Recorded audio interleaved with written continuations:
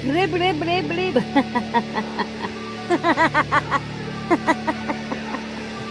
Talking about the current topic. As you can tell by this show, I'm not good at it.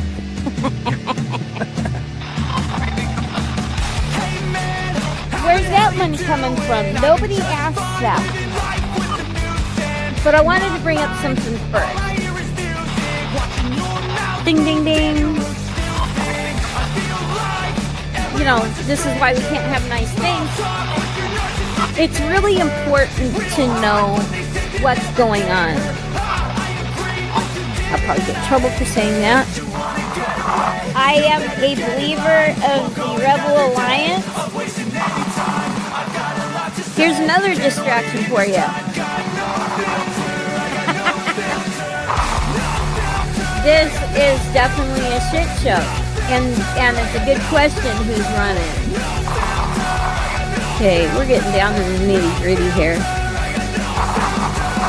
You want it all, but you can't have it. Yes! Wow! Look at that.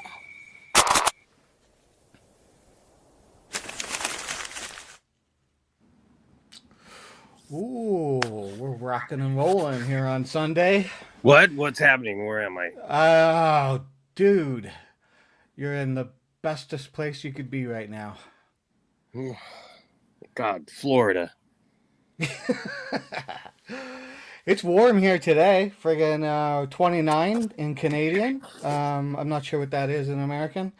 What's it like? Spider, your summer's just gonna get hotter, buddy. It is. You guys dying there or what? Is California super hot too?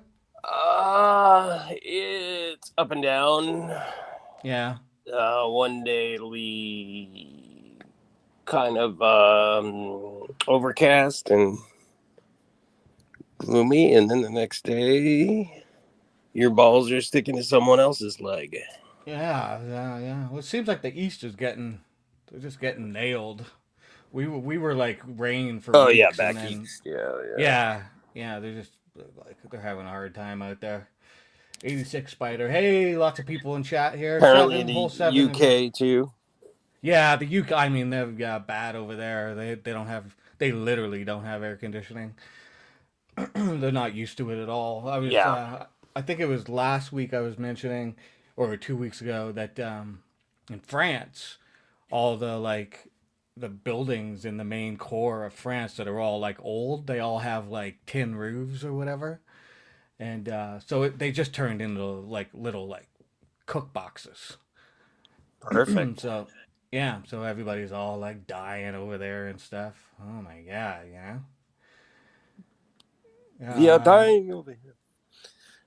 We got MST in chat. We got our good old ugly old broad says stuff, and we got Wyatt, and we got some other people listening. And we got some fun stuff to do today. Lola's in there. Hey, Lola. Dying over here too. Yeah, Arizona. I'm sure it's super fun in Arizona right now. I guess we'll start off with the good news, the bad news. I guess it depends who you are. But someone has left the building. I know, right? Like, I'm not. Look, people dying sucks, but it's just, it's like we're watching the evil villain, like, take I feel like I hear you're fighting every polite Canadian instinct. Yeah, in your body here. Yeah, I shouldn't care, right? It's not my country, but I just, I see this guy, and they called him a Reagan-style moderate Republican, and I guess so. He was a war hawk, so, He's a fucking piece of shit. Okay, well, there you go. You made said other it. people's lives fucking miserable. Yeah. Lived off the fucking government tit. And, I mean, he's the heart of a coward. Yeah, yeah, absolutely. And plus, I can't stand looking at his fucking watery-eyed little pig face. He loved to like either get really really mad on like talk show, like when he was on Fox News or whatever, or sometimes he'd get all choked up and almost cry a little bit. Grinder's biggest customer. Well, I mean, there's rumors that went through Washington, I guess. How true they are, I don't know, but he was never married, never seen with women. I mean, come on. Yeah. Come on. And he had that thing when you ever saw him in a good mood, like in, some sort of like, little off the cuff side thing, like where it wasn't him doing like a news thing. Um, he just has a great voice. He's just like, and he was, John McCain was a really good man. Like, oh my God.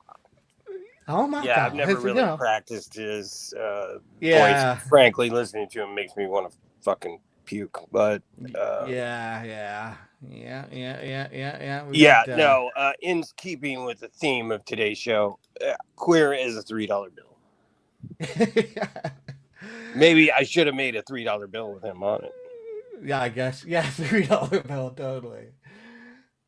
Yeah, I guess he's from South Carolina. I really, I didn't know much about him. Yeah, he served in the U.S. Air Force, reserves. Yeah, he had one of them lives. It was Scottish and Irish. His background. That makes sense. Military service. Yeah. He did a lot of things. His Wikipedia has his like opinion on. I think he was like a JAG or something. Yeah, he was a lawyer. Yeah. And he was just a jag off. Yeah, exactly. They have his opinion on like every political thing ever on here. And interestingly enough, I did read his LGBTQ rights opinion, and he would vote in favor of all the things, but then he would, toe the line with the base that were like anti-gay marriage, anti all that stuff. But he voted for everything: Defense of Marriage Act, Respect of Marriage Act. Like he was voting for it. So, anyways, I don't give a shit whether the guy was gay or not. But like, you run around making everybody's life miserable. Exactly. Makes me hard to give a shit. Yeah. Fuck you. Yeah. Fuck you. Fuck you. You know better. That guy knew better. He knew better about all of it. He knew better about Trump. He knew better. Yeah, for sure. I mean, he was anti-Trump before he was pro-Trump, right? So it tells you everything about the guy. Sickening man. Yeah, absolutely. This is Betty Davis. Good old Betty Davis. She knows. I did Betty Davis eyes at the karaoke last night. Oh, nice. One should only say good things about the dead. He's dead. Good. There you go, Betty. Yep. She understood. Betty understood the assignment.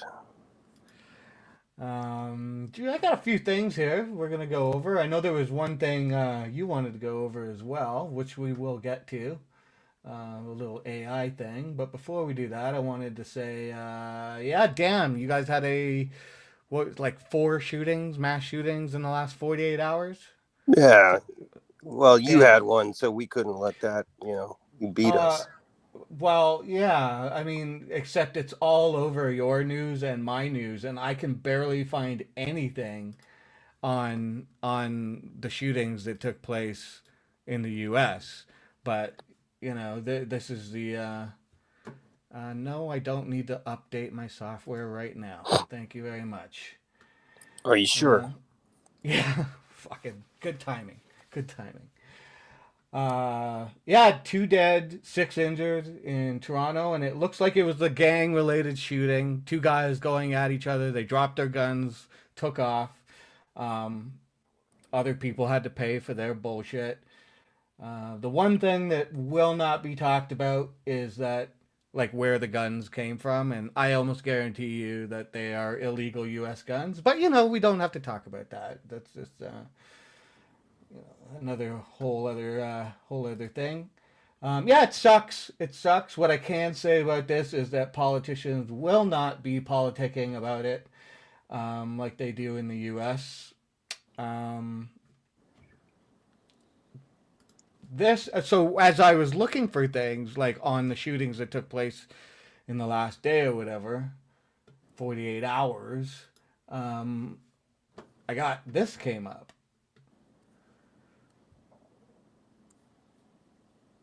There were 17 mass shootings on July 4th weekend. 86 people were killed in the U.S. Again, these are all the states that they took place in. It's just like, wow. Wow, wow, wow. Ah, I mean, Yeah. it's like, I just made me think Yeah, I of don't like, even feel like making smart ass remarks about it because it's just fucked, man. well, it's like one side goes like, no more guns, and the other side adds a comma, and they go, no, more guns. I don't know how you get through this, but yeah, it's pretty fucked up, man. Uh, you guys got to work on it. It's one of your things you got to work on. I'm just a Canadian telling you whatever, and I know there's a whole bunch of people that'll tell me to shut the fuck up, but yeah, it is what it is, right? Well, I mean, if you're gonna have so many guns, you really, I just have to, and whatever. If you want to, I don't really care because I know plenty of responsible gun owners. Yeah, for The sure. problem is the people that aren't. Uh, I mean, just change you should have to have a. I don't know. See, that's the problem because of the Constitution. Guarantees you a gun or ownership, but I don't see any problem with issuing like a license to go with that, like for a car. Yeah, But yeah, whatever. yeah. I mean, I understand the whole like the U.S. is different than Canada, and the reasons why, and the history, and all of that. It's just at some point, I'm not saying take away people's guns. It's about the culture. You gotta like re-educate the culture, and I don't mean like put people in re-education camps and with the whole thing. It's just yeah, Double M's is a responsible owner. She told me I messed up, and I did mess up. It was 11 people dead, 86 were injured. My apologies. Yeah. No. I mean, yeah, it's still fucked up, but and yeah, she's a responsible gun owner. She loves her guns. She's a hardcore leftist, liberal, lefty, communist pinko, and she loves guns. And that's the myth that the other side likes to pretend doesn't Alex Preddy, perpetuate. anybody? Yeah. Oh, but there you go. um, but yeah, I mean, I don't know. I don't have an answer.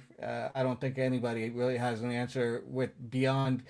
I just think leadership matters, and without that, yeah, nothing's gonna change. And when the gun lobby is in the pockets of all the leaders, what can you do? What can you do? What are you gonna And do? anyways, here's another good one thing I wanted to cover, just so you people kind of know. I'll share this tab. It said, "What to know about cyclosporiasis outbreak hitting more than half the United States." Diarrhea and you. Yeah, an outbreak of an intestinal illness that causes diarrhea, nausea, fatigue has been detected in 31 states, according to federal health authorities, but the source is still under investigation. Okay.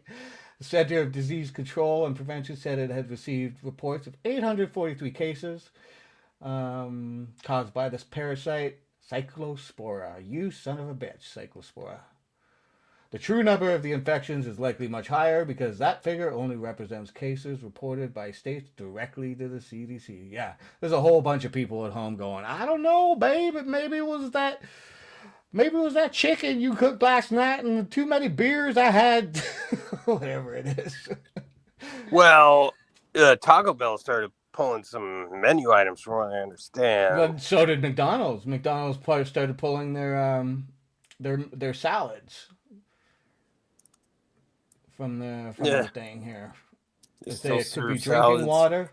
Could be drinking water as well, which wouldn't be surprising. I can't believe there isn't more of that related to like just 7-Elevens, because seriously, yeah, those brain dead dipshits that work there. Yeah, the ice, like contamination. I can't believe that isn't like a regular thing, because they don't clean shit. They don't totally sanitize shit. Yeah, no, I mean that, and it's ripe in the industry. Period. In the food industry, like, I mean, oh yeah, it's it's bad. Yeah, I would never personally, as somebody who worked in food service for decades, I would never fuck with anybody's shit, no matter how big of an asshole they were. But oh no, totally. That, believe me, there are people that will. Yeah. Oh, absolutely. Yeah. Yeah, there you go. Guns just to make the bullets really expensive.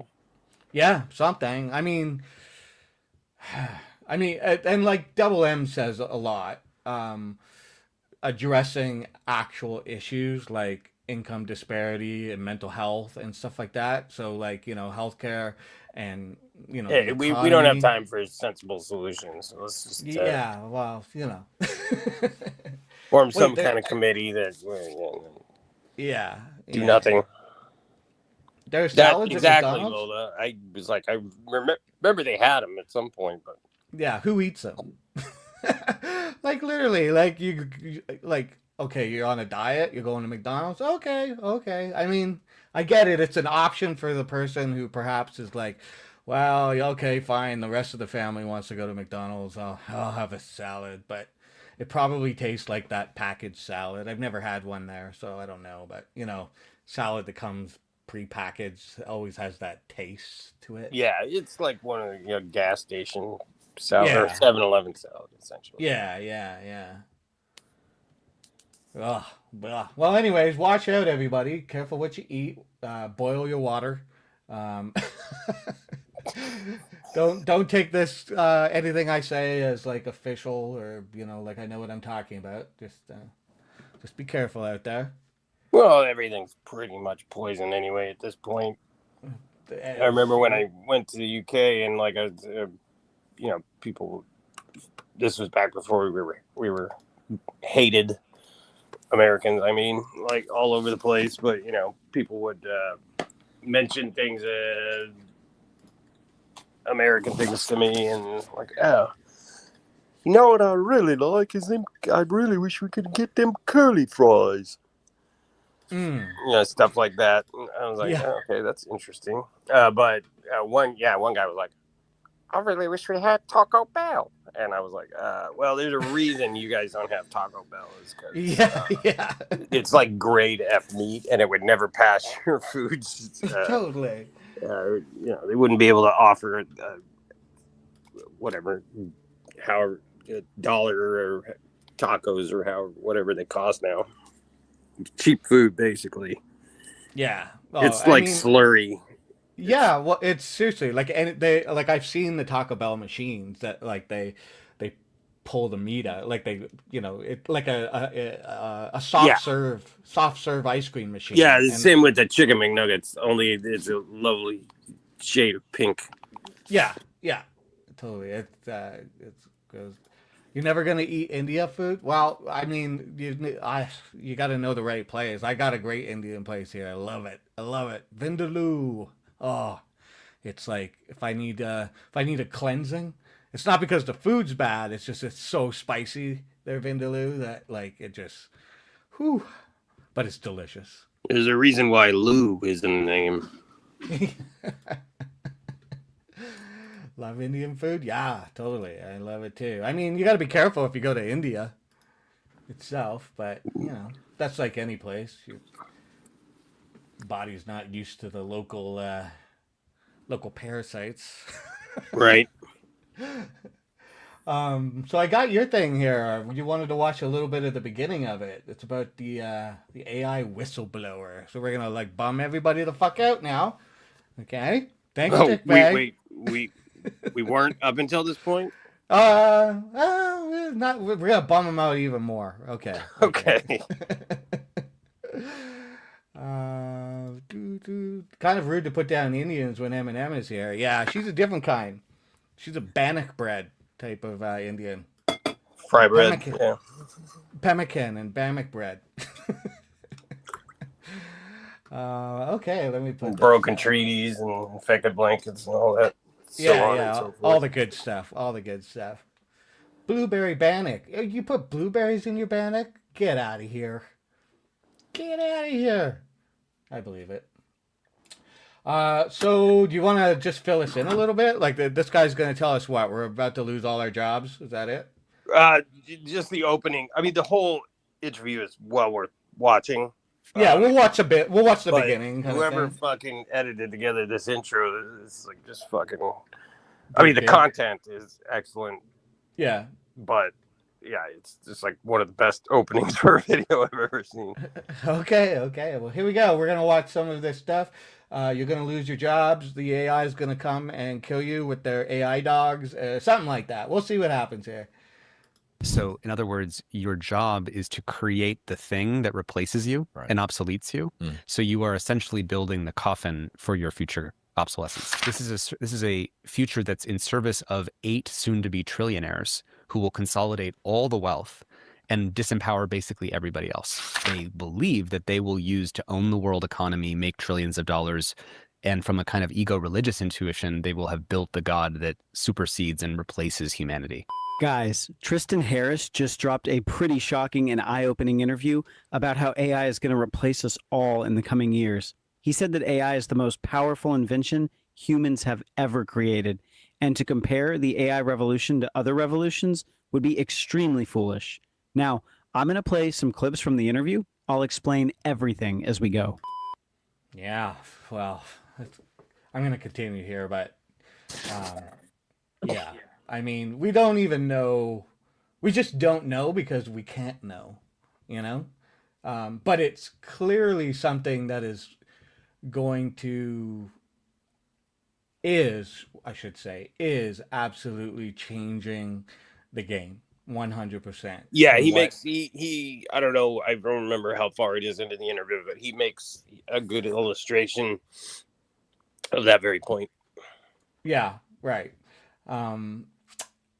You know, I was having a conversation with my wife, and I've heard other people talk about it, but you know, some people like who say that they'll use like scary numbers or whatever and say that in the next 5 years we're gonna lose 10% of like jobs. There'll be like a 10% increase in unemployment, which is obviously would be like the end, like devastating. But the fact is we don't have to even use that number. All you need to do is raise unemployment by 1 percentage point in the United States. And you have, I think if it goes up 1.5% in the United States, that's 3.5 million people out of work. Yeah, well, States. Yeah. And just one sec. And that 3.5 million people will be things like truck drivers and like you know, low income sort of labor jobs. And if that, what do you do? Like you go like, oh well, 3.5 isn't that bad. Like 3.5 million isn't that bad. It's like, are you crazy? 3.5 million people thrown into unemployment, and it's not just that they're having a hard time finding another job. There will be literally no job for them. And that alone will devastate your economy. There's just no way the economy can take care of 3.5 million people just who want to work. These are people who want to work. They would be actual workers who just lose their jobs overnight. Bang. Think about that. It doesn't have to. You don't have to worry about scary numbers like 10% in 5 years. You just 1.5%, and it's devastating. So sorry, I didn't mean to cut you off, but no. That was yeah. Well, it's important just as a baseline to remember these people don't give a fuck. Oh, totally. I mean, they probably, if I had to hazard a guess, would prefer it if most of us died off. Well, that's why the rush to build the robots. Because once they have the robots to provide the menial labor, so forth, who cares what happens to us? They don't. Well, and like, we've discussed before, and I've watched videos as well, but they know, like billionaires have private security forces and stuff like that. They know that they're not going to be able to control people, their own people, if things get bad enough. Exactly. They're not going to be able to, like, get them to go like, hey, you know what? Screw this. I'm going to take some of what you got. So they're building themselves AI armies. Like, clearly. Unfortunately, that I mentioned it to you one time. I'll see if I can find that clip. But it was a guy who had written a book, and it was back in 2014 or something. A bunch of billionaires brought him to some sort of convention they were having, specifically to talk about how to. They call it the event, I guess. In the event that otherwise known as shit hits the fan, SHTF. How to prevent their people from turning on them, because every single bunker situation ends the same way. Oh yeah. I mean, look at the fucking and this is why this Mars shit is so fucking stupid too. Anybody remember the biosphere experiments? Those people went nuts on Earth within. I mean, they formed different factions and fucking, I mean, and on Mars you can't even say ollie oxen free, like you can't end it. You can't end it. Yeah. I mean, if push came to shove, because they had to so even here on Earth the biosphere was fucked because they had to pump, they ended up having to pump oxygen into it artificially and all this other stuff, not to mention infighting and all that. How are you going to do that on Mars, right? Like, you can't just get other supplies. You can't. And man, the more you read about them, just the Mars dust alone, which is unlike Earth dust because there's no moisture to round the corner. So it's all this very fine. It's not like sand. It's smaller than sand. And it's all this very fine, jagged particulate matter that no matter how much you blow it off you, before entering one of the structures, it's going to build up over time. It's going to get into the filtration systems and make everybody sick. It's fucking stupid. Yeah, we're not anywhere near close to that. I mean, Double M says there's a biosphere museum in AZ, and it's working. I mean, I don't know what working means. I mean, it's like they're... Yeah, in other words, it's a working museum of how shit could work, right? Right. And people can come and go and leave it as please. But when they had it sealed up and actual people in there, it didn't work. So. Yeah. Okay. I don't even understand why we would want to send humans there right now. Oh, is there a reason to be able to get money for his stupid fucking rockets and whatever else?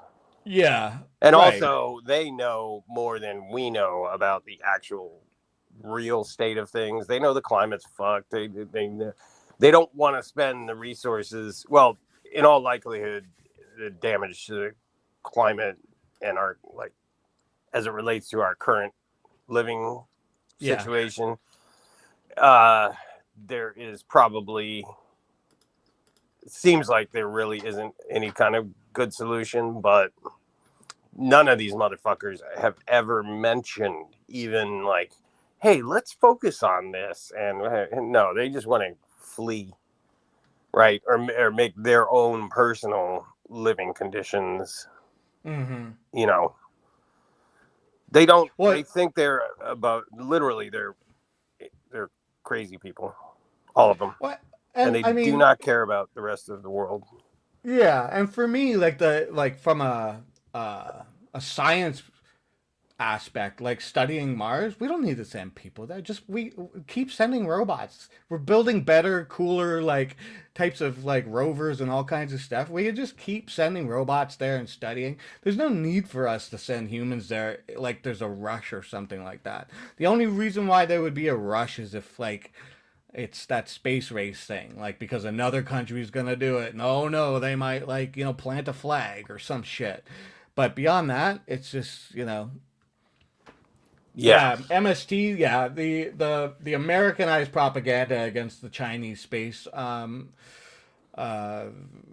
program is pretty huge. But if you actually pay attention to, sort of like European space stuff or whatever that looks at all the Chinese stuff going on, they're doing some pretty amazing things. Yeah, now. I'm not saying that we don't have a smart people here. Oh no, can figure out rockets and stuff, but China's got that. Plus, their whole fucking population is highly educated. They have problems. I mean, it's a fucking they have a class there. Yeah, but, they have class systems. So it's but all their government is all on the same fucking page anyway. Like, well, and that's the thing. Like I'm not like the same way I can't like rally behind like the U.S. government. I'm not going to rally behind the Chinese government. But this is just the way it is. Yeah, but there's something to be said about if you change your leader every 4 years, it's hard for a country to kind of stick on one path, like one kind of conceptual future path. Whereas China, they literally elected a dude and said, we're going to make you president forever. And so Xi is president forever until he's not president anymore. But it keeps the country... You can see the benefit of it. Now, I'm not saying that it doesn't have cons. I'm sure it does. But you can see the benefit in it in that the ideas and the future prospects and the things that they're pushing for stay on track. China's been playing a long game forever, okay? Yeah. And their long game, nobody beats China at the long game. And that's the thing. Like, you don't see China running around the world like, blowing places up, and like they have their issues with Taiwan, and there's always these back and forth threats, but like they're not colonialists. That's not what they do. They take you over with a long game, and like that's what they're doing with the West, man. It's crazy too. I may have mentioned this before, and I'm sorry if I have, but it's worth repeating. George Carlin, in one of his books, I think it was Brain Droppings, his first one, he had like longer essay jokes and some, it was a variety, some one-liners, some, couple paragraph size ones, some longer essays like football and baseball. Mm-hmm. And then he would have these just random sections that were just short takes, and they were somewhere like almost like little haiku type of things, or just like abstractions, or just single sentence thoughts that weren't necessarily jokes, But one that always struck me, just because it was so kind of, a non-joke, but I was like, that's interesting. And this was, I don't know, his first book came out late 90s, maybe early 2000 time period. And it just said, stick around, folks, China's going to win it all. Mm-hmm. That was it. Mm-hmm. And goddamn if he doesn't look like he was right about that shit too. They beat an invasion of the Mongols, who took over their entire empire, and they just waited it out and took it back. It's like they literally they know the long game better than anybody. We're just like the drunken frat boy bully. We've just been throwing a party since the 80s, and now like fucking everybody else is sick of our shit. Yeah, the how does it pronounce it? The Uyghurs or whatever. There's a lot of propaganda. Now look, there I don't know any of what that meant. Well, they're like the Muslims that are in China, and China has done things to, you know, treat them not kindly. But the Uyghurs, yeah, right, there you go. Americans. But yeah, I mean, there's also a lot of propaganda too. There's a Western propaganda network as well that comes out of China, and just like, you know, Israel has its sort of propaganda in American and in Canada, whatever, in the West, period. So you really have to do a deep dive on it, because it's not this straight up like they're just putting everybody in concentration camps sort of like idea that gets touted. But I mean, China's not Tibet exactly is the perfect example of like China not being cool. Like, you're not fucking cool, China. Stop doing that shit. Or Hong Kong or whatever, right? Like, and this isn't a pro-China fucking anything. It's you know, it's just there's two major powers on this planet right now. It's China and it's the United States. With Russia kind of like, you know, fucking tripping over itself. Teetering. And behind, yeah. And the one of them is going to overtake the other at some point. Like, nothing is forever. And, you know, I don't know if Americans realize this, but China has a bigger navy than the United States now. They have more ships than the United States has currently. So, look out. Shout out to Bubba Junkie, hate watching. Oh, they hate watching? Of course they are. That's okay. Who the fuck is Bubba Junkie? Oh, he's a guy from Mississippi who goes by the name of a baseball team or of a city. But yeah, I'm not saying his name. I'll tell you later. Okay. Let's watch a little bit more of this here before we move on to some other stuff. Why is AI distinct from other kinds of technologies? Well, let's get to that. So I think the thing that is most difficult for people to get is up until now, technology progressed in a very, like, we're kind of adding layers to a stack kind of way. Like, we build a networking stack, we build a user interface stack. And as you develop the stack, you're kind of just adding layers and layers and layers. And the technology that we live in was coded manually, like line by line. Like, when the computer sees this, do this. When the computer sees this, do this. And then people contribute all this code over 30, 40, 50 years on GitHub and in operating systems. And then you land in this technological world in which everything that happens in a computer is happening through logic and through human choice. What makes AI different is that you're designing and you're not really coding it like, I want it to do this. You're more like growing this digital brain that's trained on the entire internet. And when you grow the digital brain, you don't know what it's capable of or what it's going to do. So think about it this way. Like, if I did a brain scan in your brain. Yeah, that's what I was sort of getting to. Like, we this is the section you were, Yeah, like, we just have no idea where this can go. And we know it's going to be something beyond our control. We know it. Inside, we all know that's like, we're playing with something here that's going to essentially figure out negative. Yeah. In some manner. Yeah, I mean, it's going to have so many pros, right? It may discover like cures for cancer. It may do all kinds of like really good things, but there's going to be a downside to it. And we can, you know, speculate. I mean, lots of people, Isaac Asimov, like, you know, science fiction writers have been talking about this for a long time. We know what those cons are, and it's just how and when, right?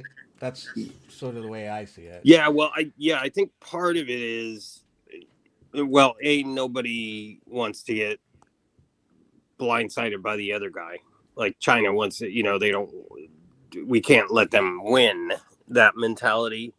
But also some of it is these megalomaniacal motherfuckers are hoping to get answers that will give them an edge as far as like more money, immortality. Right. Yeah. Total and utter control. Mm-hmm.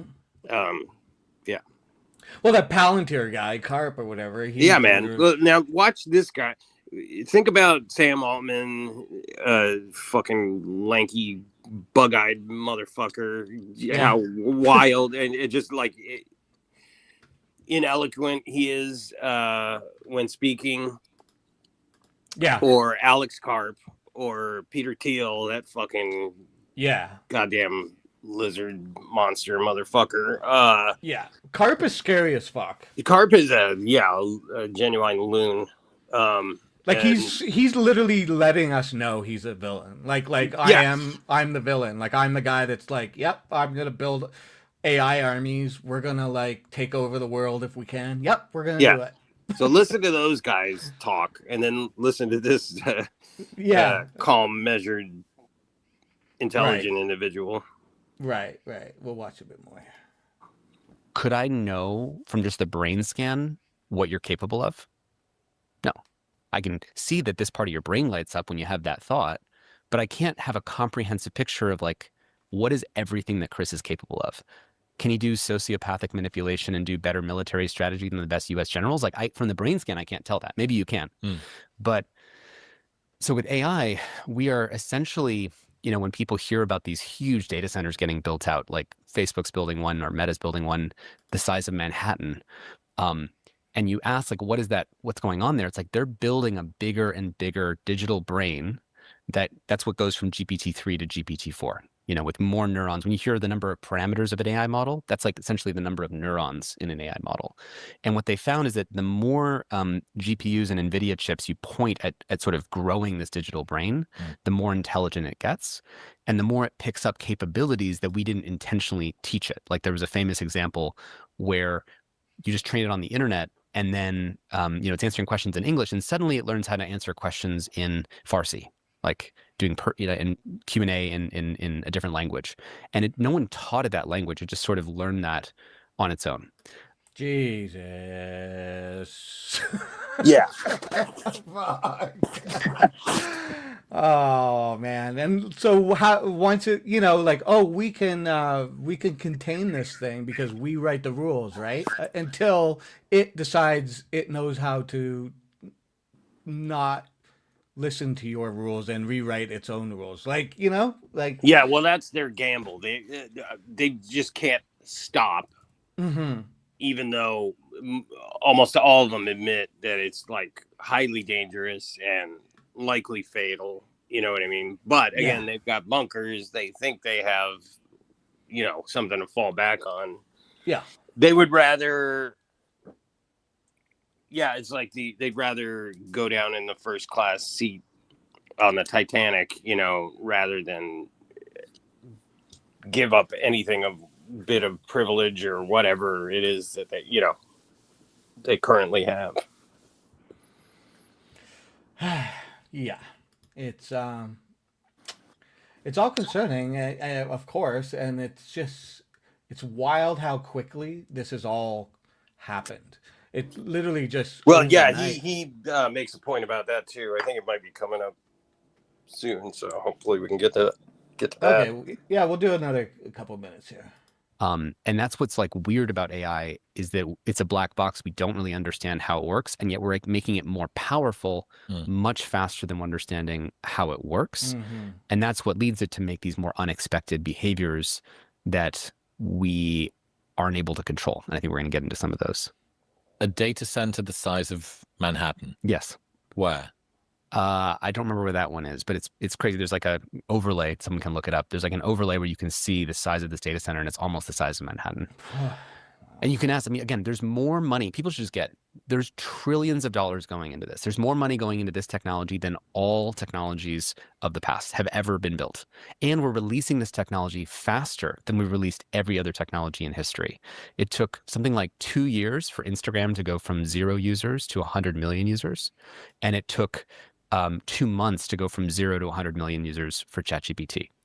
And of course, they're going from ChatGPT 3 or 4 to now at 5.2, and it went from barely being able to finish a sentence with ChatGPT 2, like finish a paragraph and do like a coherent text, to GPT-3 could write full essays, to GPT-4 can pass the, the bar exam or the MCATs, to GPT 5.2, I believe, was used to get a gold in the Math Olympiad. Meta's Hyperion AI data center will sprawl to 4 times the size of Manhattan's Central Park. And there are quotes from people like inside of OpenAI who believe that they're not just building this like narrow technology that's a helpful blinking cursor. They want to build artificial general intelligence. And so what that means is being able to do that everything that a human mind can do. And the joke inside the company is like, we're going to cover the world in data centers and solar panels. Like they want to cover the world in essentially these big boxes that have huge clusters of NVIDIA chips that then compute away and ultimately create something like a super intelligent God entity that they believe that they will use to own the world economy, make trillions of dollars. And from a kind of ego religious intuition, they will have built the God that supersedes and replaces humanity. Yeah, that's so wild. I remember my older brother, a long time ago. He was into science fiction and stuff like that, when we were younger. And he had this idea, like this is in like the, 80s. But he had this like idea for a science fiction story where basically computers would take over humanity as the like world government. And the people would call the main head computer Mother. And so the dialogue, like Mother says to do this, or Mother, it's kind of like a dystopian 1984 kind of idea. But how is that not what this is? Yeah, I hate to break it to your brother, but I think there has been a story like that. There was I think a Twilight Zone or Outer Limits where there was something similar where they would have to make this trip to a cave where there was an very old computer. People something had happened and everything had regressed back to basically there's a Star Trek episode, an original Star Trek episode where everybody gathers around the cave or whatever. Maybe and they listen to the voice that comes out of the cave, and then Kirk and Spock and them have to like go inside the cave, and they're like, you can't go in there, and they go in there, and it's like, it's a fucking computer. Well, if you want, you mentioned Asimov earlier, and if you guys have ever, this is a related story that he did. It's called the Last Question. Yeah. Which is pretty amazing. Wild. If you, final question, is that it? The final question, something like that. I think it's like the last question. I think it's But anyway, there's a couple good audiobook versions of it on YouTube. You should definitely check it out. It's a good one. Yeah, it's kind of the perfect. What's the word I'm looking for? Like lesson in illustration, in humans' need for answers and exploration. That there's just sometimes you don't know, and maybe we're not meant to know. Right. It's just for whatever the reason is. It's just maybe there's just no way to get to that place. At least here from this current whatever. Yeah, exactly. We just don't know, right? Sounds like we're fucked. Nice knowing y'all. Well, maybe. I mean, I think there's going to be a lot of pain. There's going to be a lot of pain in it all. Whether it's the end of humanity, I don't know. But it's going to change things for sure. That's the way I see it. Is it tomorrow? I don't think so. Is it a year from now? I don't know. But, it's coming soon. Coming soon to a biological existence near you. So this is interesting. So if anybody wants to check this out, I'll put it in the. I'll link it in the thing. It's on AI Upload. The link. I'll put the link in here for right now, but I'll put it in the descriptions as well. And you can go watch more of it. No, I don't want that. That's not the right thing. That's not the right thing at all. That's the right thing. You can check it out and be despaired or like have optimism, whatever fits your brand of. Accept your fate, human. But this is I got an interesting segue that I didn't really plan on doing, but I'm gonna. Let me get out of this here for a second. We're gonna bring up our special guest, generally specific. Yeah. Let me remove I'm this. sure he has some very cogent thoughts on this subject matter. So they're building a Meta center here in Alberta, like a data center built by Meta. And it was just recently approved, and there's all kinds of pats on the back and stuff like that. There's another company that wanted to build a data center in a town near here called Olds. And it was like a $10 billion AI data center. Let's just watch this. It's just short. It's like 3 minutes or whatever. I'll put this up. But I have a theory about all of this. I have a theory about all of it. Here we go. 600 diesel generators, each one capable of powering a small neighborhood. All of them sitting in a regulatory application for what was supposed to be Alberta's most ambitious tech investment in history. That detail alone should have been a headline. What's up, guys? I'm Felix Chan, realtor and mortgage broker with the Live Intercity Real Estate team, and we cover daily Calgary news and Alberta news that actually impacts your life. Follow us if you want more stories like this. The Synapse Data Center project in Olds was announced as a potential $10 billion private sector investment, 2,000 construction jobs, 1,000 permanent tech jobs. An AI data center that would put a small Alberta town on the global technology map. The town of Olds was behind it. The province was watching. The pitch, immaculate. But last March, the Alberta Utilities Commission shut the application down. Not because the project was rejected on its merits, but because the application was so fundamentally incomplete, the regulator couldn't even evaluate it. And 4 days later, the development permit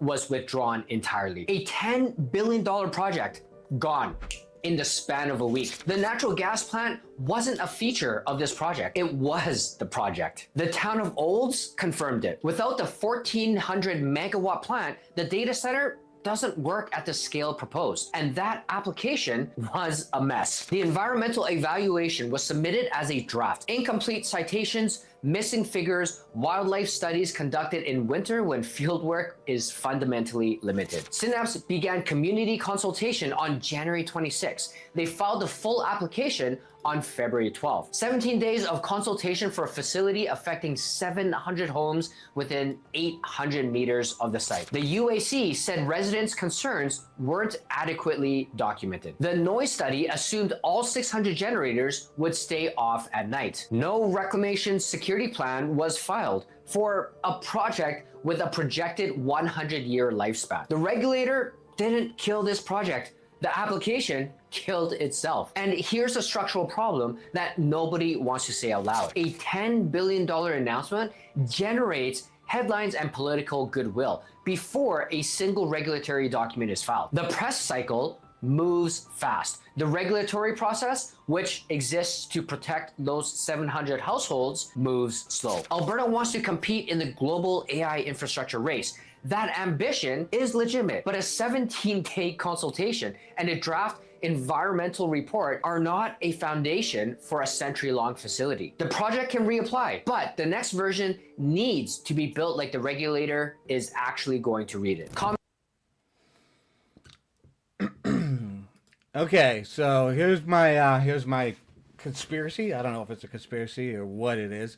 I think, because I don't believe that the Meta application was likely any better.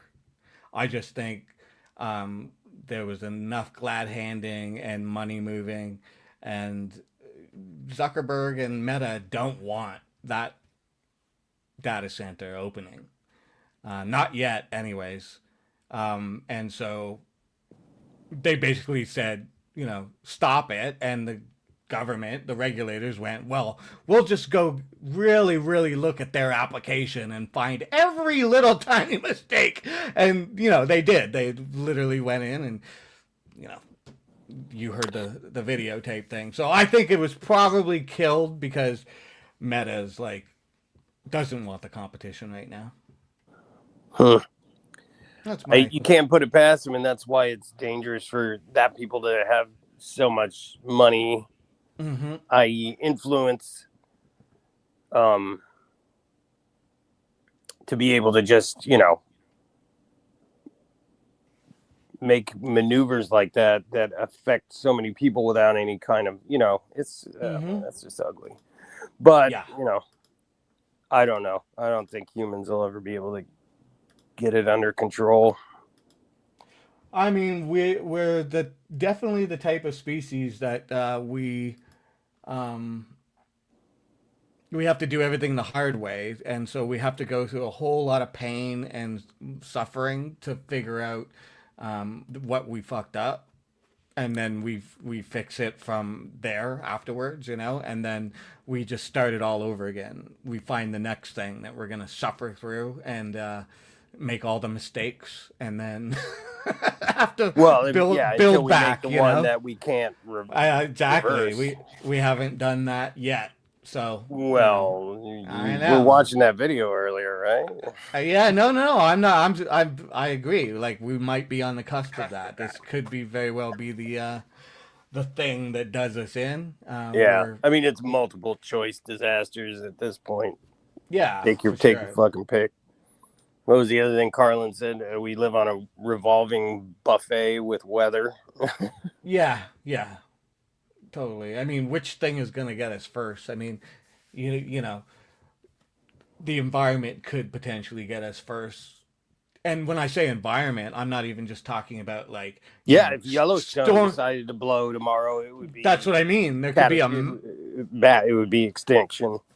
A massive tectonic plate like movement that just literally rips apart every major city in the West. Like it's possible. We have no idea what could happen tomorrow.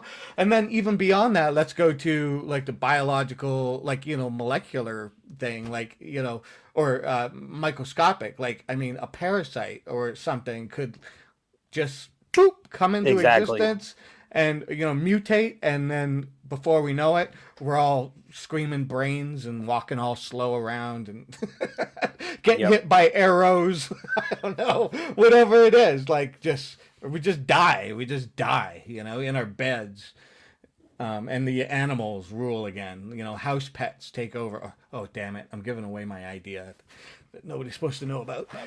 Okay. We're gonna have a little moment of brevity here, and have a little laugh at something. I haven't watched this yet. I mean, I've watched some of this bit here. MST had sent it to me, and Larry David has a new show on HBO where they do all these skits and stuff like that, like historical kind of thing. And this is kind of funny. I haven't watched the show yet itself, but we'll watch a bit of this. Hopefully we don't get copyrighted. We might. I don't know. We'll see. Oh. I understand your fervor, sir, but perhaps you could temper your language.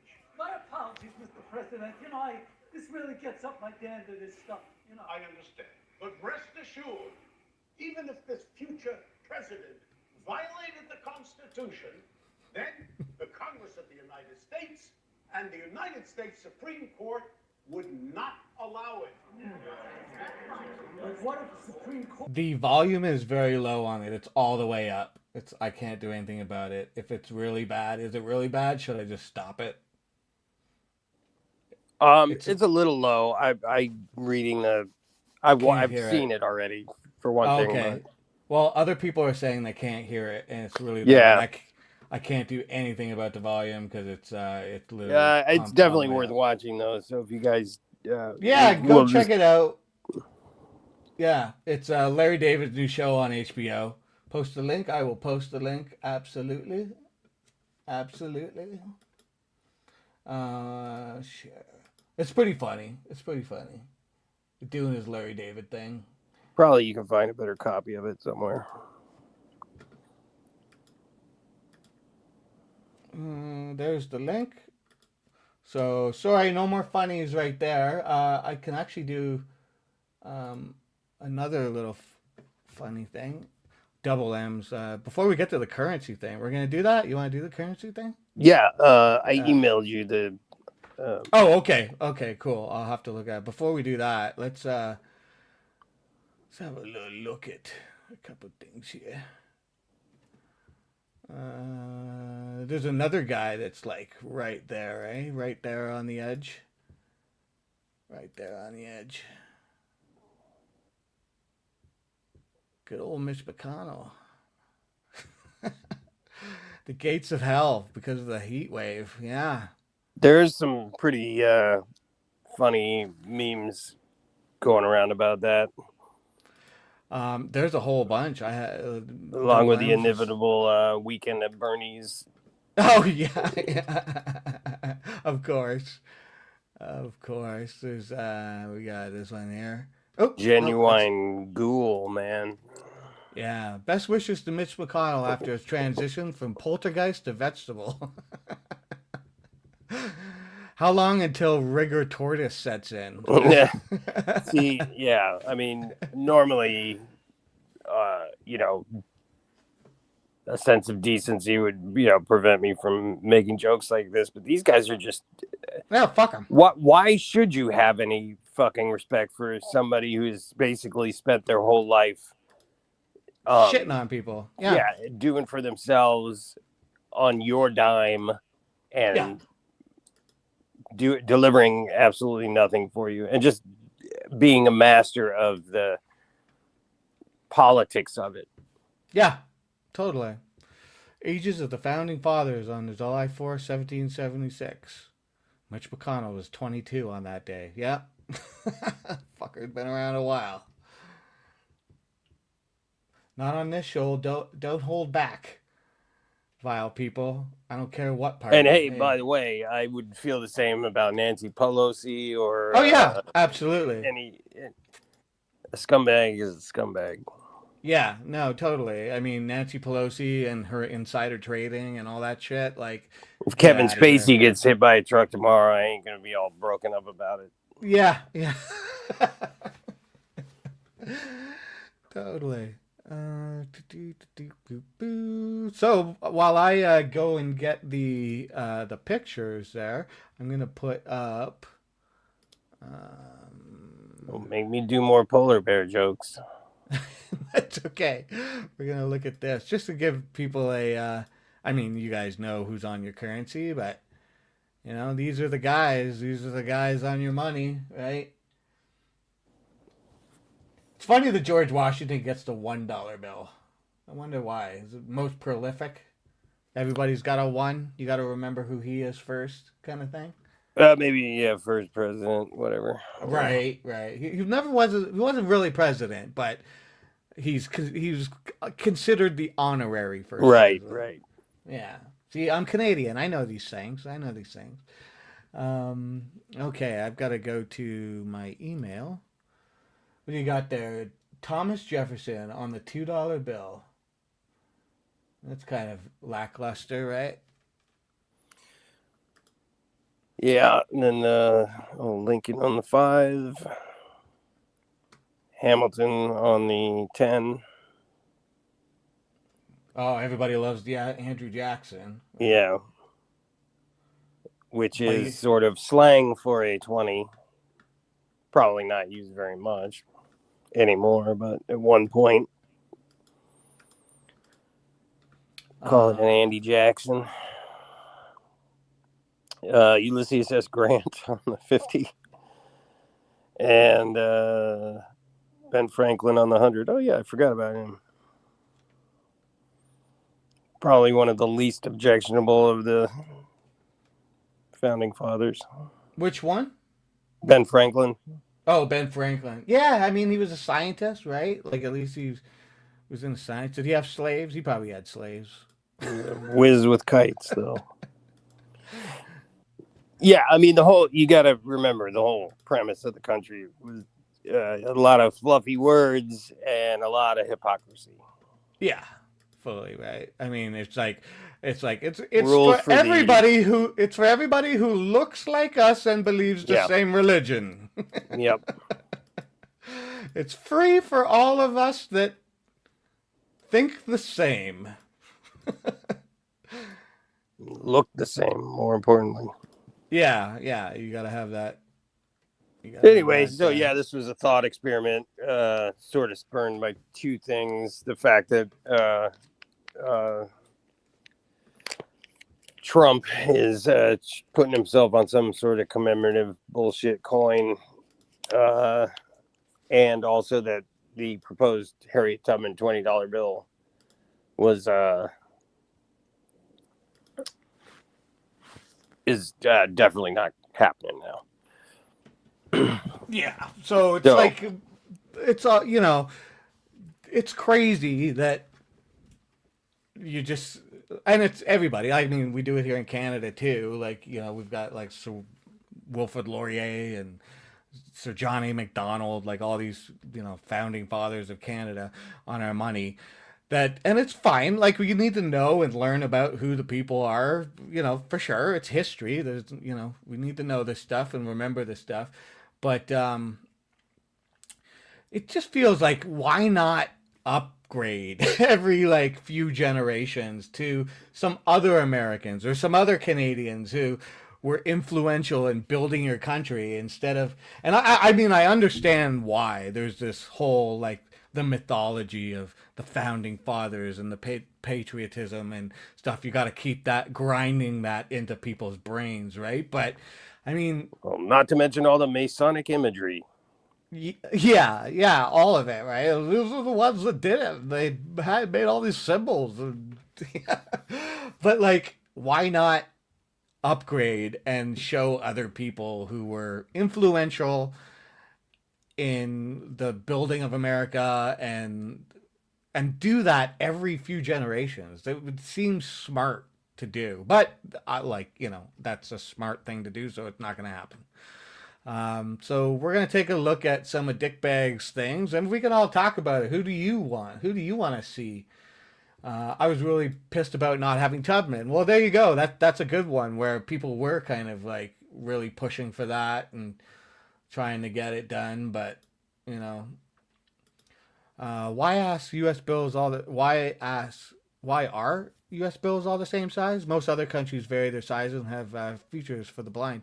We have features for the blind. Ours aren't different sizes, but they are different colors. And our 10 is now printed vertically instead of horizontally. So there you go. Wacky Canadian money. Yeah, I didn't go so far as to like design new redesign it. Yeah. Yeah, but this was just a thought experiment. Yeah, totally. Well, here we go. We'll check out number one. Who we got here? That would be W.E.B. Du Bois, or as I call him, Webb. Yeah, well, good old Webby. And what did he do? What did he do? He was the founder of the NAACP. I actually sent you a short little. I think I put in Discord. Did I send you that link? I'm going to look. I am looking. Just a brief biography of him. Hey, you did not send it to me. Oh, I didn't. Oh, I suck. Well, just search, just search his name, and it's the first little biography thing that comes up. It's just a few minutes long. Basically, for that time period, he would have been the predominant black leader, I suppose.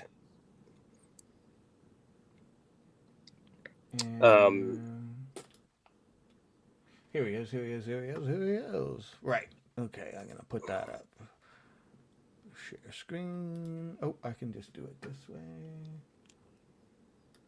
Share this tab instead. And here's the gentleman right here. W.E.B. Du Bois. Yeah, okay. An American sociologist, writer, historian, civil rights leader. That's what I was struggling with. Right. Right. Civil rights activist, born in Great Barrington, Massachusetts. Okay, that's cool. He went to Harvard. He was a professor at Atlanta University. I thought he was the first black Harvard graduate, but maybe I was wrong.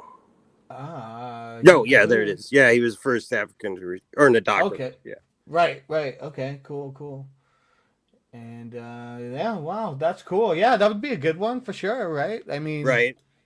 I mean, there's other leaders of that time, but he's sort of the. You had like George Washington Carver and Booker T. Washington, but they were definitely admirable men, but there was some like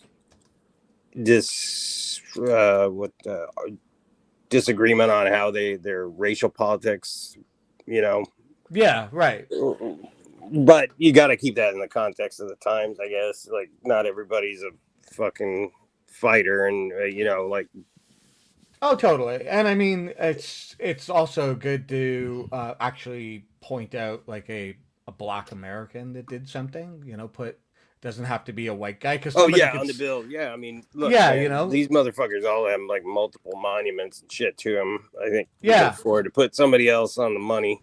Yeah, for every couple generations, like just teach people about somebody else, right? And like, I mean, like you just said, there's George Washington statues. I mean, Lincoln is like a big phallic monument.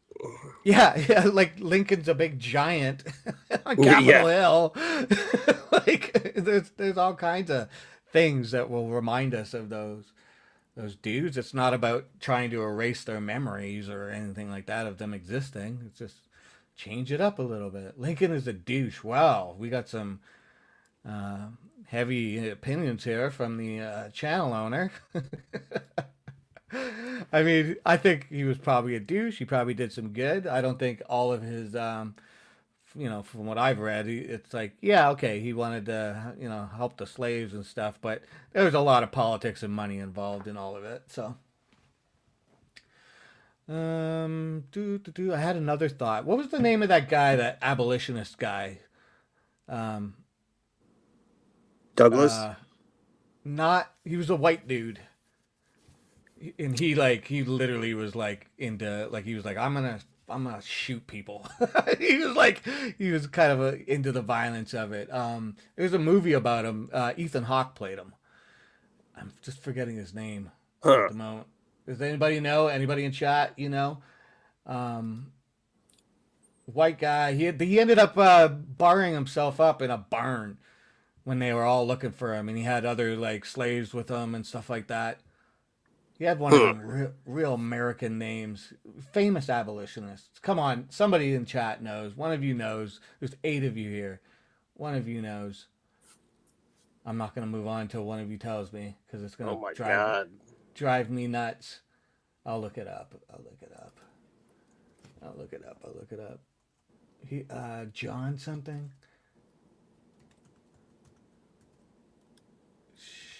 Is John Brown. John Brown. He led the violent uprising for leading the Potawatomi massacre in Kansas. Brown and a band of Arab abolitionists dragged 5 pro-slavery settlers from their cabins and brutally murdered them with broadswords. Wow. John Brown. Okay. There we go. He probably wouldn't get on the bill for being an abolitionist, but if they were going to try and put this guy on, somebody would say, no, put John Brown on. He was white. Put him on. Yeah. Okay, so that's a good one. That's the $1 bill. You should do a Todd's Money list next week. Henry Ford, Werner von Braun. Yeah, Charles Lindbergh. Yeah. Nick Fuentes.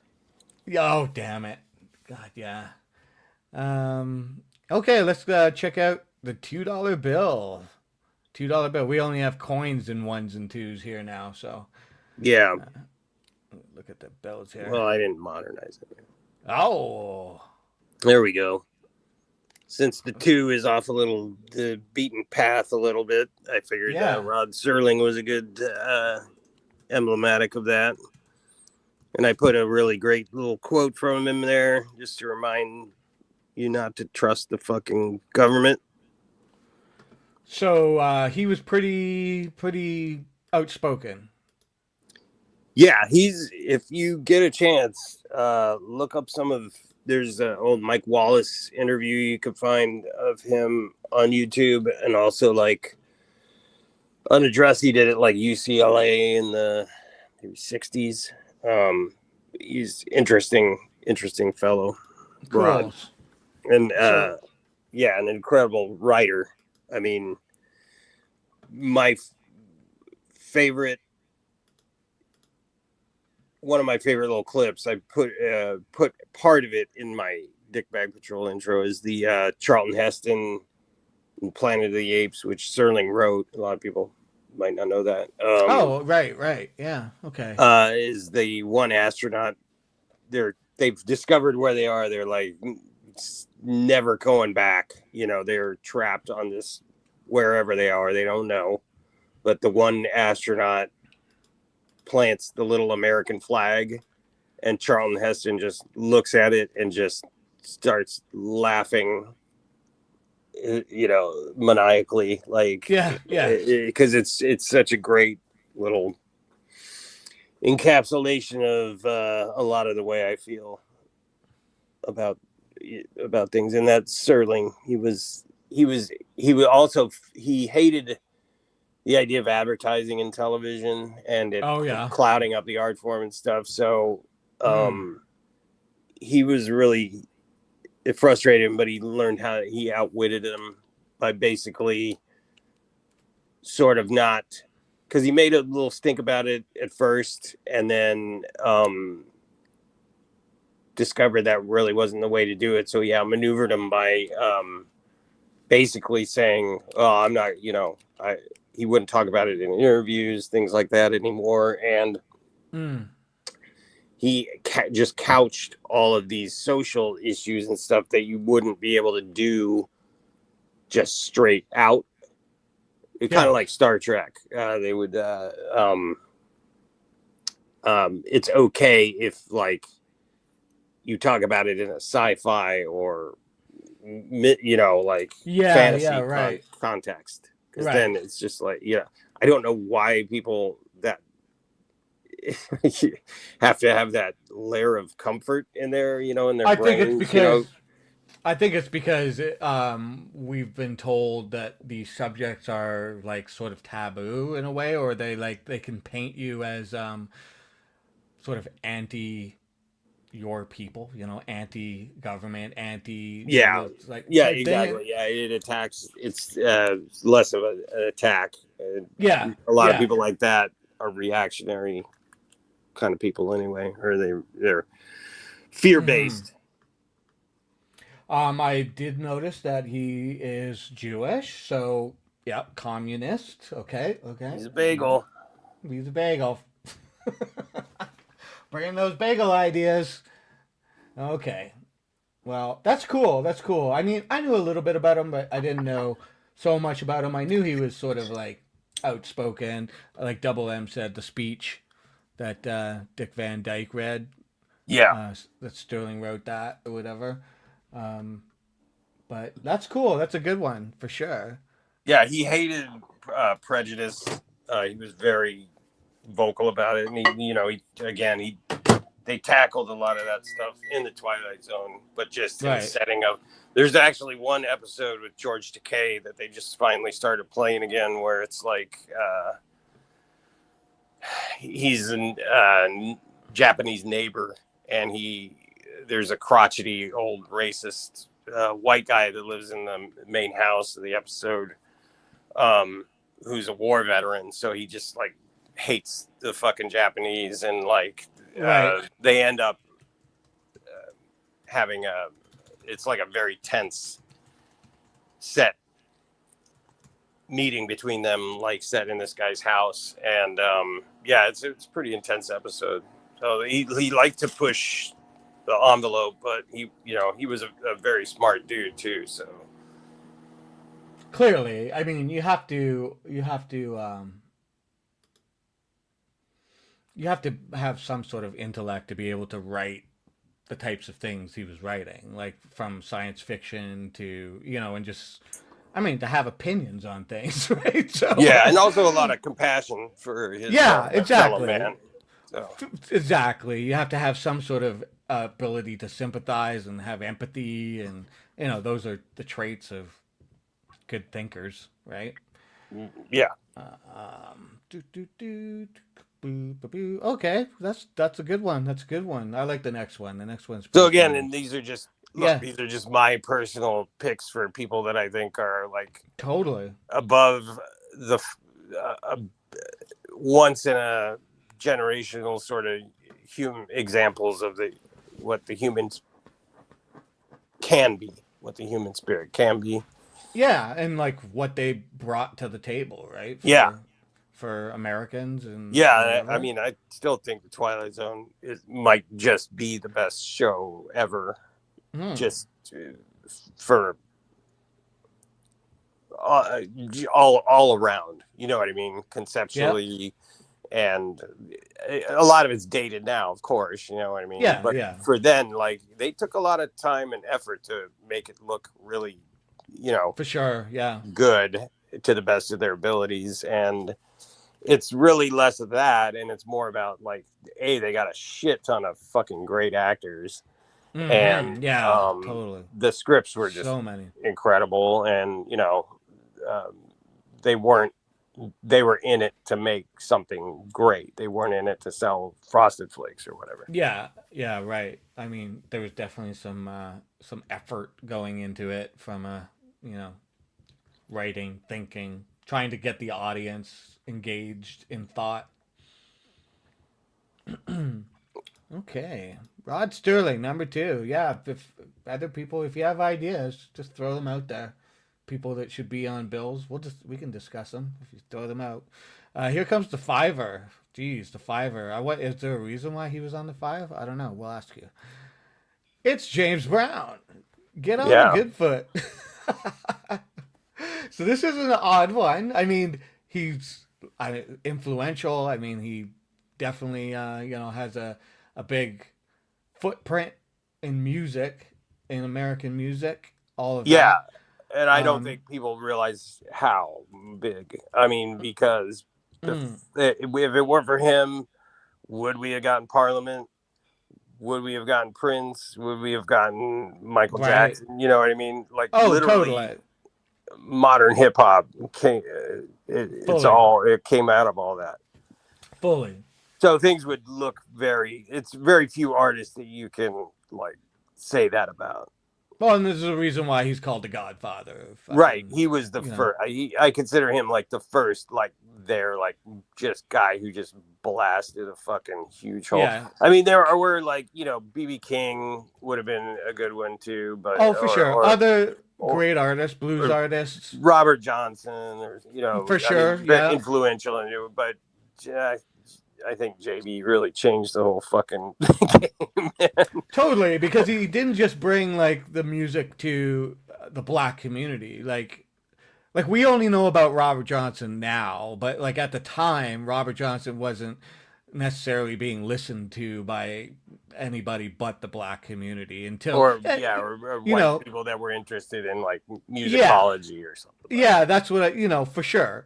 But that was very small, you know what I mean? And then over time, once he became known and his status or whatever, and people wanted to know more about the history of blues music and all that type of stuff. People, figure it out. But James Brown really opened up the door for just everybody. It's like, I'm going to make you move your ass and I don't care what color you are, right?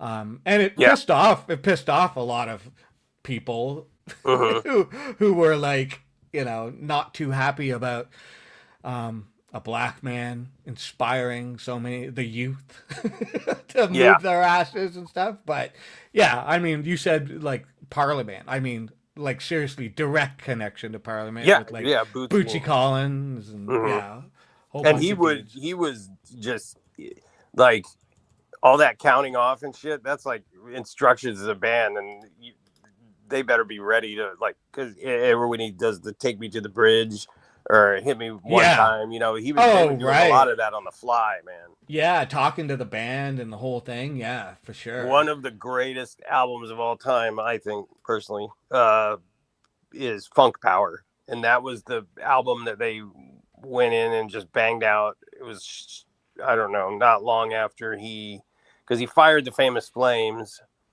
and then he hired basically Bootsy and all these kids, and just they were his new band. And, you know, you had to keep up with that shit. Yeah. But yeah, it's all like, there isn't any wasted fucking energy on it. It's amazing. I actually practiced drums to it for like a full year because it was just the beats. There's an occasional cymbal crash or whatever. Very little in the way of fills. It was all pattern, you know, drumming, and like really, I mean, the feel on it is incredible.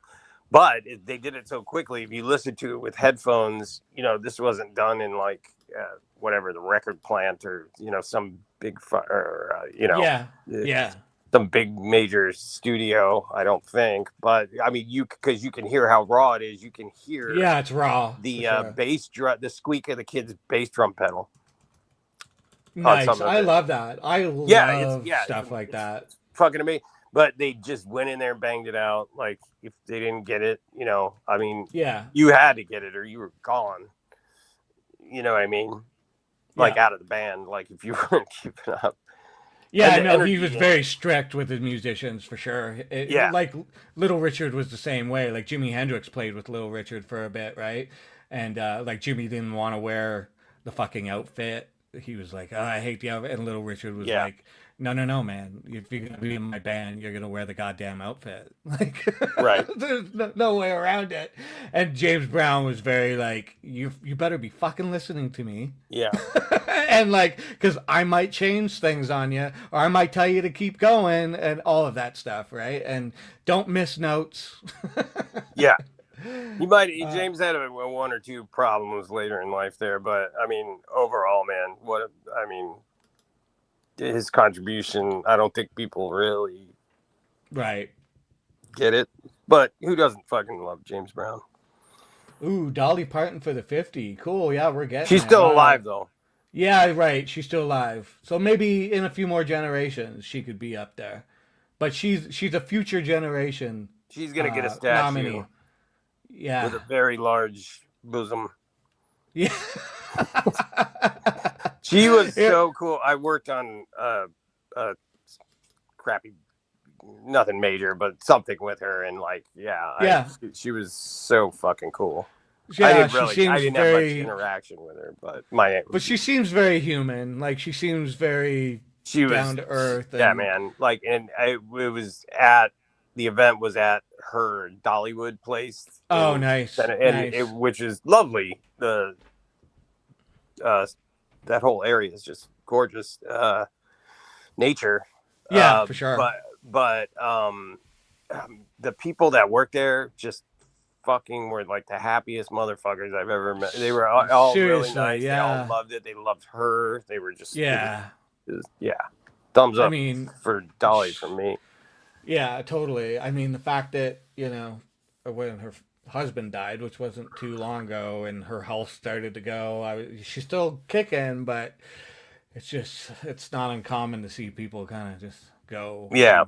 They were very much in love and the whole thing. So, yeah, she's definitely one of the, like, she was never considered a part of the outlaw group, but I put her in that group, like, with, you know, Willie Nelson and those peeps, just because she was, with all of them. Like, she deserves to be there, you know, Loretta Lynn, all those peeps. And she is there. Like, it's not like I'm putting her there. She is there. We brought up Bootsy. You know, I'm a bass player, and this is the thing. Like, if you play bass and you know anything about funk, this is the thing that you have to learn. Every bass player has to figure out. 1, 2, 3, 4. 1, 2, 3, and you hit on the one, you know, one, you know. And then you would try to fit your different notes, what you felt in between that, like, you know, and that's the funk, you know, and you can change that, you know. Yes, you can, Bootsy. Yes, you can. But you gotta learn that one if you're gonna play funk music. I mean, Get Up. Learning the bass line for Get Up was, you hear that song the first time and you're like, oh man, like the fucking groove is just too good. It's too good. Okay, I gotta pull up the next one. Image file. We're moving on to the 10, is it? Yeah, the 10. Oh, Yeah, I got another. it's related. Another really good one. Another really good one. All right. Aretha. Respect, people. Respect. Yeah. Her voice, I mean, in her prime, ouch. Yeah, man. Nobody can touch her, as far as I'm concerned. Well, you know what? I was having a conversation with my wife today, and there's somebody who I would put on a bill or whatever, and I know there's a lot of people who would say no way, like a lot of people who just they're white, but Nina Simone. Yeah. Yeah, except for she kind of moved to France and denounced the United States too. I know. Which I'm not blaming her for. I know. Just saying it. Yeah, you probably don't want to put expatriates on there. Yes, there's a. I get it. I guess. It. She was. Yeah, just like very, any of this is gonna happen. By the way. No, totally. But I mean, Aretha Franklin is yeah, unbelievable. Find someone better. Right. I mean, she literally she was like tapped to do the American anthem like everywhere all the time. Like how many times do you think she did it? I don't even know, but a lot. Yeah. Presidents. Revive at the Fillmore album is a good one. And by the way, if you get a chance, King Curtis and the Kingpins backed her up on that album, and they recorded that album, that Aretha Franklin album, and their opening set that they did, they recorded their Live at the Fillmore West album too. So they did two like amazing live albums in one night. If you don't know who King Curtis is, that Live at Fillmore West album is definitely worth a listen. He was the sax player who played the most famous thing people would know is Yakety Yak. Right. Yeah. He's just like super, like he had chops all day long, but unlike like a John Coltrane who was like more heady and sort of existential with his playing, Curtis was like a party kind of, he was every bit as good technically as like a Coltrane or something like that, but it was like fun music. They did a lot of like covers of like hits of the day and stuff like that, but it was all, fucking Bernard Purdy on drums, Jared Jermott on bass. Total classics. If you don't know who these people are and you look them up, you'll find out. You'll be like, oh, okay, the person did this and that, and right. So I sent you a new 20 because I saw that I fucked up. So that's the one.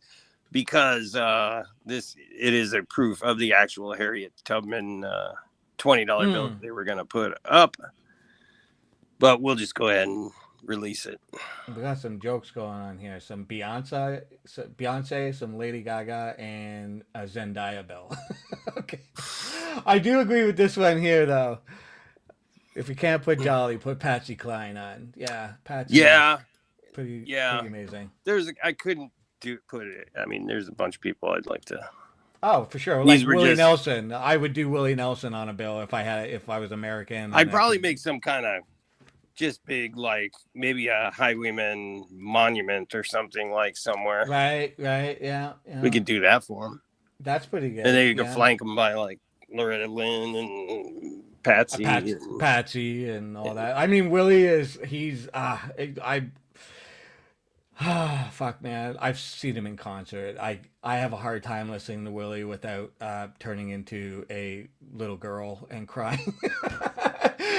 Just some of his songs kill me, and I saw him live. It was rough. It was great. It was rough though. But I don't know how much time he's got left, and it scares me, but we got to let him go. He's like the granddad of all of that, and we got to let granddad go. And I think if we try to, as long as we actively try to keep him alive, he's just gonna stay alive. And I think we need to stop and let him go, because man, he keeps going and going and going, and it's kind of hard to watch him now because he's a little past his prime, obviously, but damn, he gets me. Okay, I gotta pull up this other bill. So this was the one that they were actually considering? That's right. Okay. According to the New York Times. The New York Times. The failing New York Times. The failing New York Times. Fake news. It's the fake news. Image files. Okay, so let's look at that before we look at the one you did. Here we go. There's the Harriet Tubman. Huh. Yeah, skip the one I did because I realized I have another place for that. But yeah. Oh, okay. Yeah, it looks like they didn't really do much work on this. Like, mine look better. Why do mine look better? Yeah, totally. Like, this looks like they just did a quick little like Photoshop. Yeah, but it says for concept only. I don't know. Oh, okay, right, yeah. Tubman. But still, I mean, whatever. It's better than not being. Shut up, SD. What did I do? What did I do? Talking about Willie?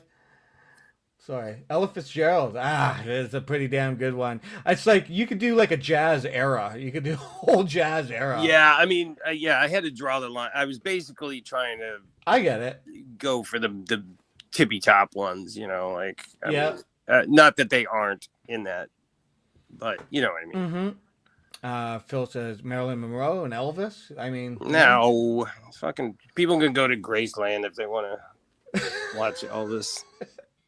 Well, come on, we have to let everybody get their ideas out there. Just like, I mean, the crumbling lie that is Hollywood. Just come down here and you'll see plenty of failed actresses out on Hollywood Boulevard dressed up as Marilyn Monroe. Oh, I see. Monument would do. Okay, yeah. Ella was nicer than Aretha. That is probably true. Aretha was a little bit of a diva. Yeah.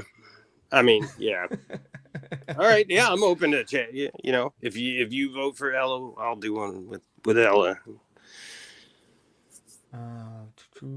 So don't show your 20.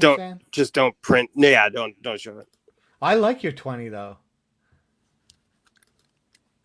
Why don't you want to show it?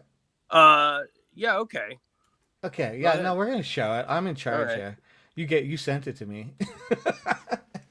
Come on, that's true. It's just after I did it, I was like, I should have just done because for some reason I put Harriet Tubman on a quarter, and I wasn't and I put him on the 20 because I didn't really plan this out, like Right? Yeah, you just had ideas. You were playing around. I just threw him on the first blank bill, and then realized, I should have. But yeah, we'll put it up. Fine. I'm gonna put it up because I think this.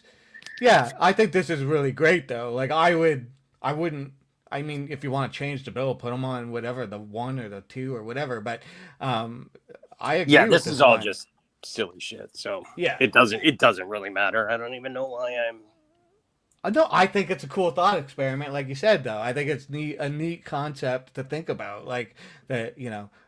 Like I said, like a generational thing. Like every 2-3 generations, change up the images on money just to teach people that the other bills will still be there. They can still be in circulation and the whole thing, but just add some new bills to the thing. You print money like it's going out of style anyways, right? The suspense is killing you. That's why I'm doing it. I'm keeping you here, all 9 of you. I'm glad you're all here. Thanks for hanging out. I'm having fun. I hope you're having fun. So here we go. I'm going to unveil it. I think you're going to like it. I think you're going to like it. Oh, come on, man. How can you not like this? Fred Rogers. I mean, I'm getting a little verklempt just thinking about it. Because, like, get out of town. This dude, I don't care what his religious beliefs were, what anything. This dude was 100% into people. Like, just being good and kind to people. And you've seen this stuff. You can go into his history. This guy was like, dare I say perfect, but like he's just a damn good human being and deserving of his face on something like this. Wouldn't you like to be my neighbor? I would love to be Fred Rogers' neighbors, not yours, MST. Yeah, and it gives you a nice little message on your money there, Yeah, you are special. Damn right. Spend it. $20. Right? Get yourself something. To a kid, in an envelope on their birthday, Just Yeah. a reminder. Yeah, from grandma, from grandpa, whoever, you are special. Yeah, Mr. Rogers was awesome. Sniper in a sweater would have been a better picture. Not entirely sure what that means, but Not sure either. Kermit the Frog, maybe on the nickel. Hey, I mean, why why You're a wonder? very perceptive person, Lola. I know, right. Yeah, without ever preaching, he educated for decades. Yeah, he knew what there was. It wasn't about his beliefs. It was about bringing people together and teaching people and showing that we're all. It's corny, but we're all we're the same. Like we're just all want the same shit, right? You weren't so nice to my neighbor, Willie. Uh-oh, Linda's got a story of some sort. What did Willie do to your neighbor? Lily like protect some farmland or something like that. I don't know. Yeah, so I like this one. I'm glad we're showing it. Fred Rogers was worthy of something. Agreed. Okay. Yeah, my money looks better than their. Yeah, absolutely. Come on, guys. So we're on to the $50 bill here.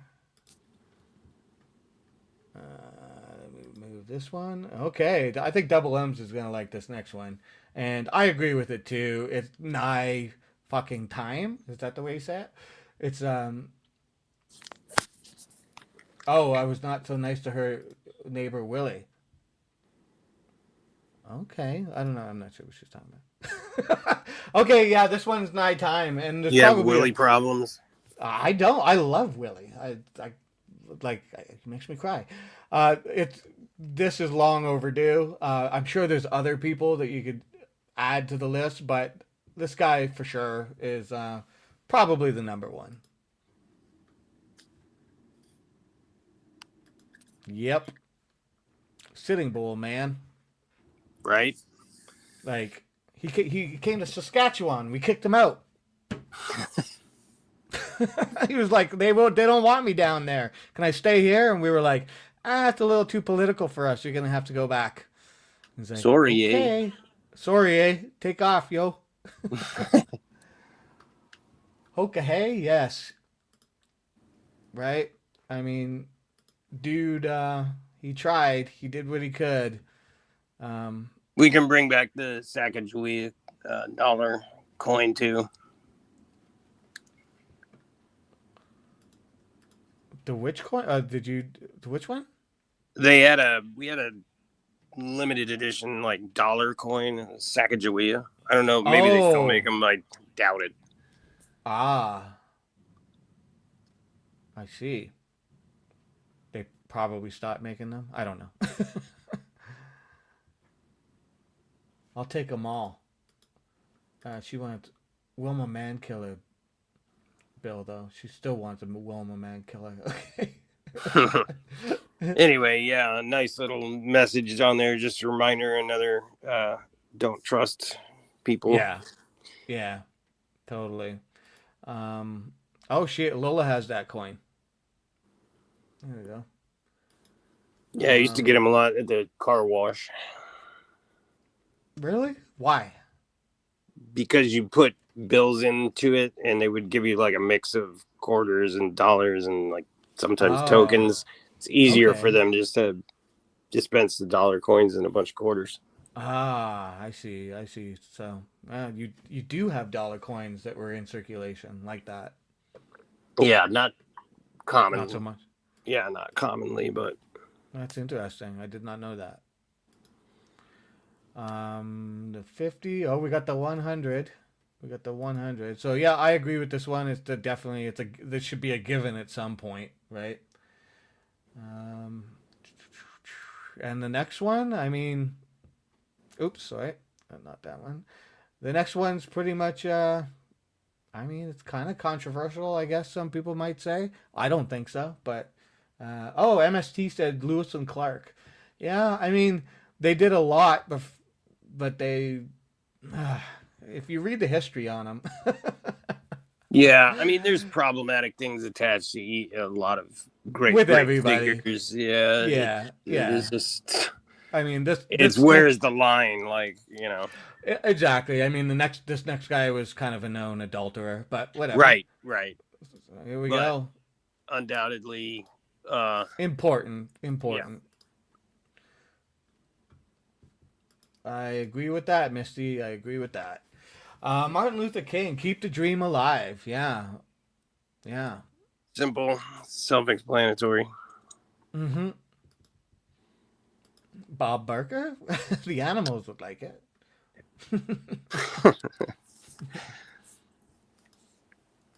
We could start some sort of, I don't know, national campaign to take better care of animals and strays and call it the Bob Barker Initiative or something. Yeah, I bet you there is one. Certainly, I cannot fault the man for his efforts there. Mm-hmm.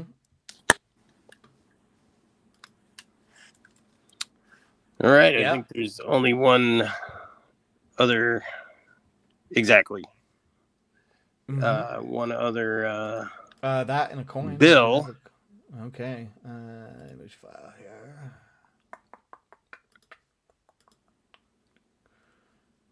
And here it is. Oh, this one's I feel like this one's personal to you. And I'm not disagreeing. But it's I mean, you might get a little bit of pushback on this one. Probably.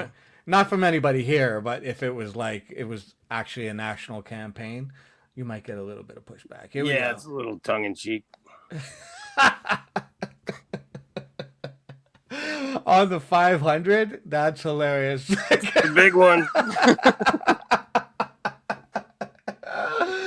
The fact that it's the 500 is actually brilliant. Right. Just I will fight anybody who thinks that's a bad idea. Yeah, I think it's a great idea, but I think there's probably some people who carry lots of those in their pockets to be like, screw that.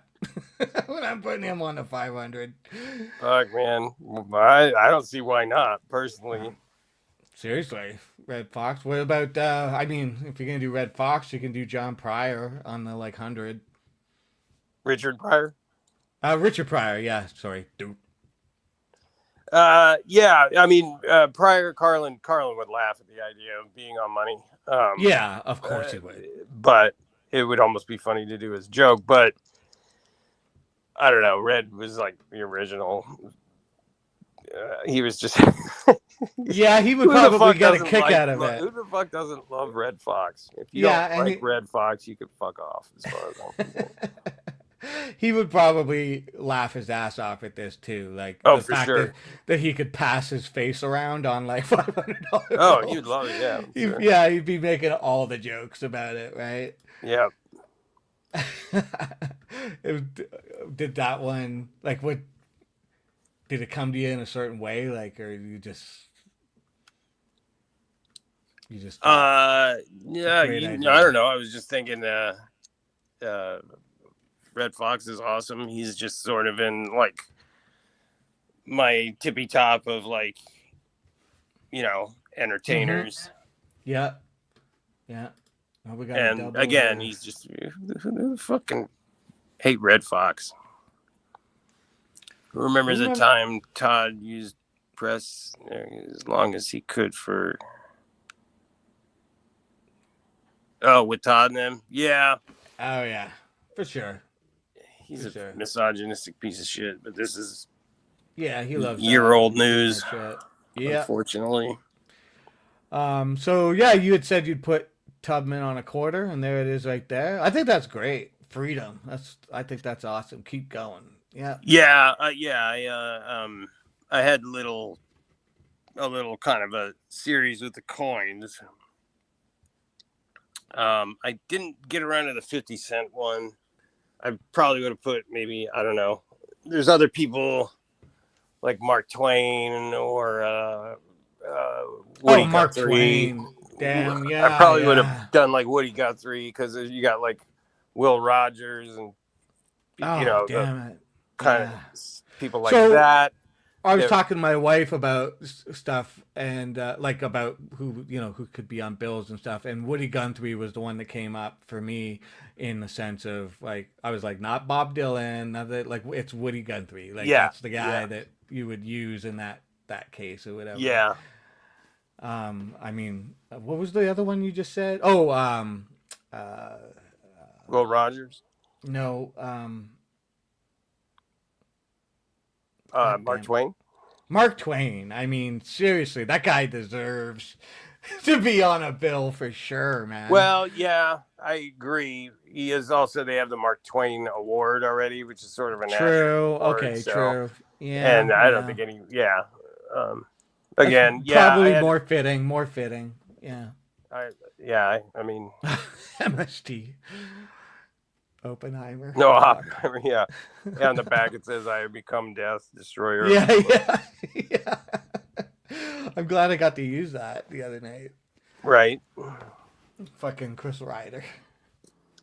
Oh my God. So there's a little theme with the little slogans on the coins. I tried to keep them brief, but self-explanatory. Yeah. I mean, there's just so many, right? And then, like as time goes on, other people pass away, and the next you do another generation of different things, right? Einstein, well, he was German. Yeah. Put him on a coin. Ashkenazi German. I mean, he does have a whole fucking theory of relativity.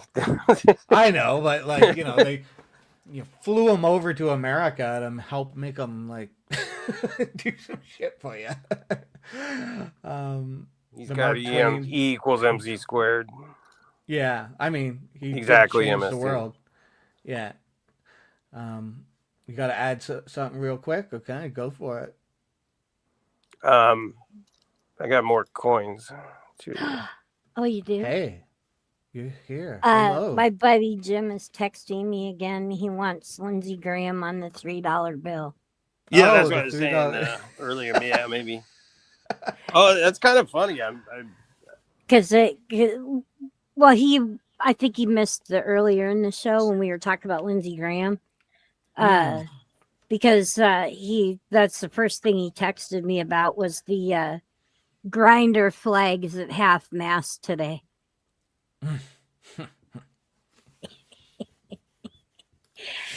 So anyway, that was it. I just had to add those. Yeah, nobody will. All right, nobody will see it.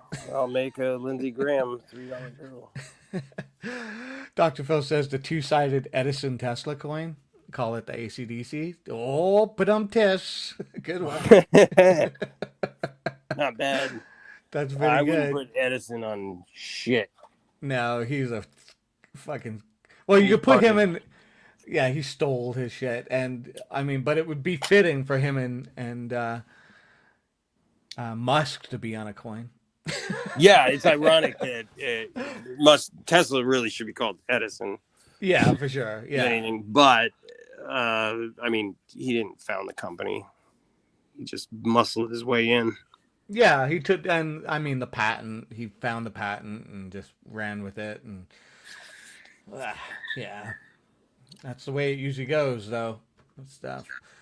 Um, I'm just trying to think of like, there's just so many people. Like, do you put Neil Armstrong on something at some point?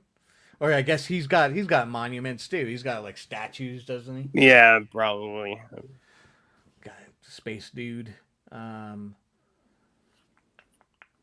Did you get the rest of the coins? Oh. Did I? Did you message me more or? Should have. You bills and coins. There was. No, I just got Tubman. Oh, interesting. Yeah, I just got Tubman. I want to see him if you can send. Oh him, yeah, send him. yeah, absolutely. Give me just 1 second here. We got time. I'm having fun. A grinder Bitcoin. Yeah. Hey Tommy, what's up? Hope you're doing good, Mr. Pickles. Okay, yeah, I have a dime and a nickel here. We've just been looking at funny money, things like this. Red Fox on the 500.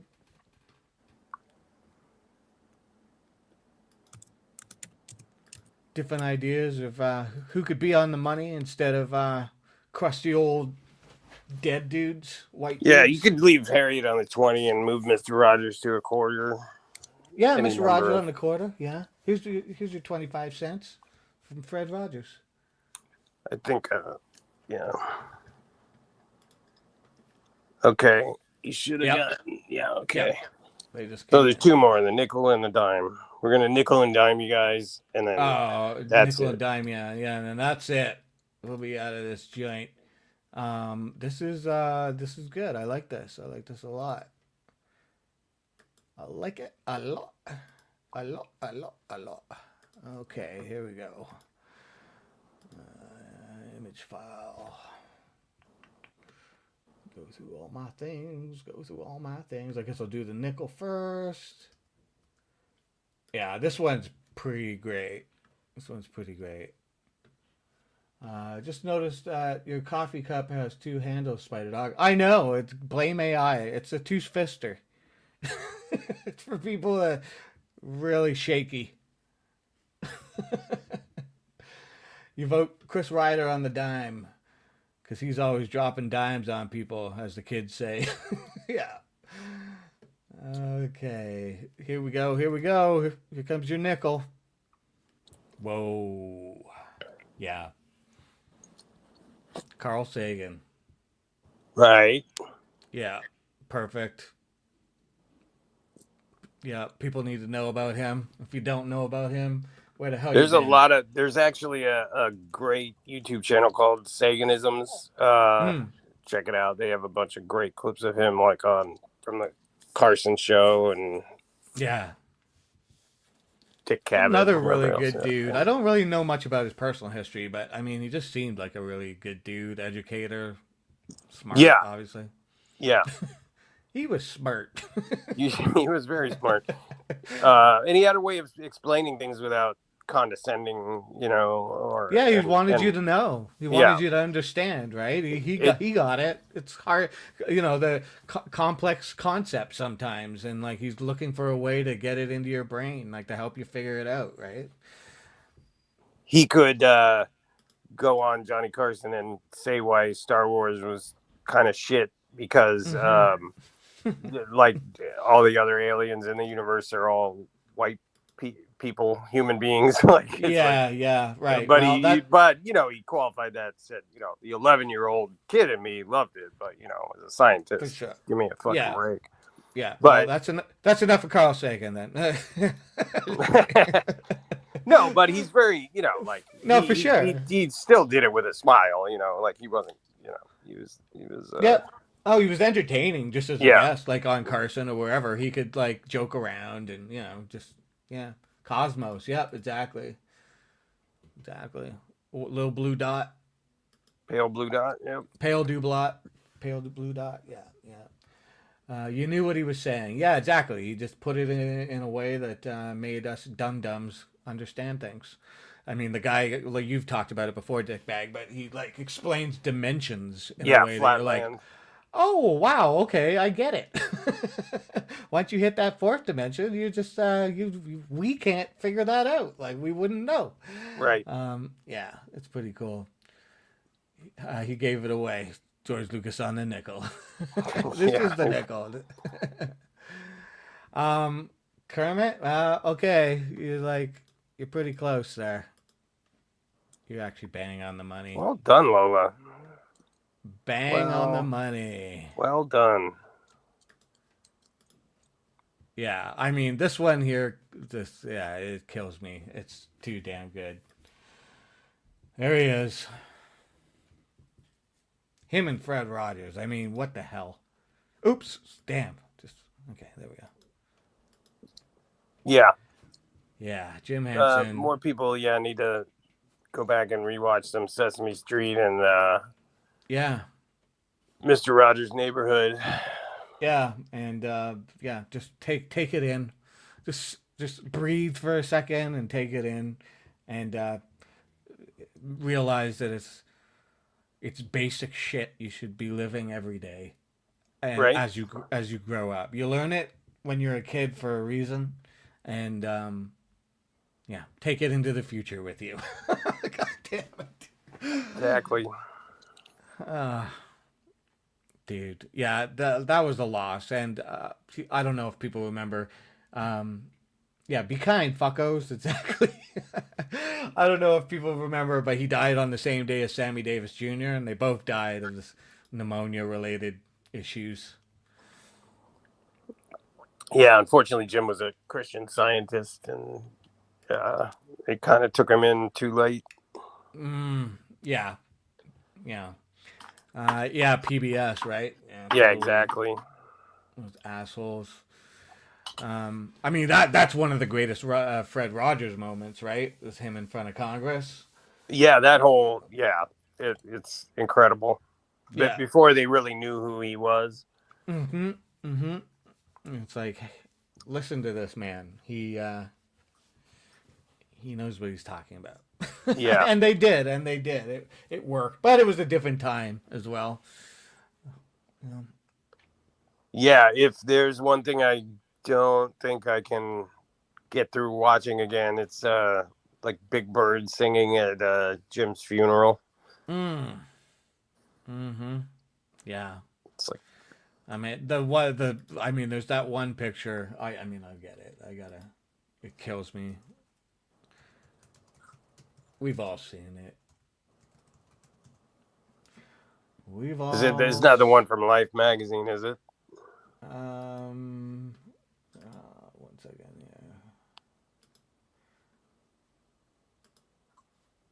Yeah. It's this one right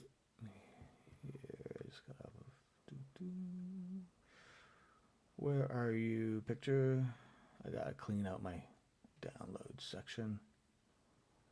Seems like it. Clean out my downloads. Yeah, I got too much stuff in here. Oh, here it is. Oh, and it it's not in the right format. God damn it. Can you? Well, here, I'm just going to do this. I'm just going to share a screen.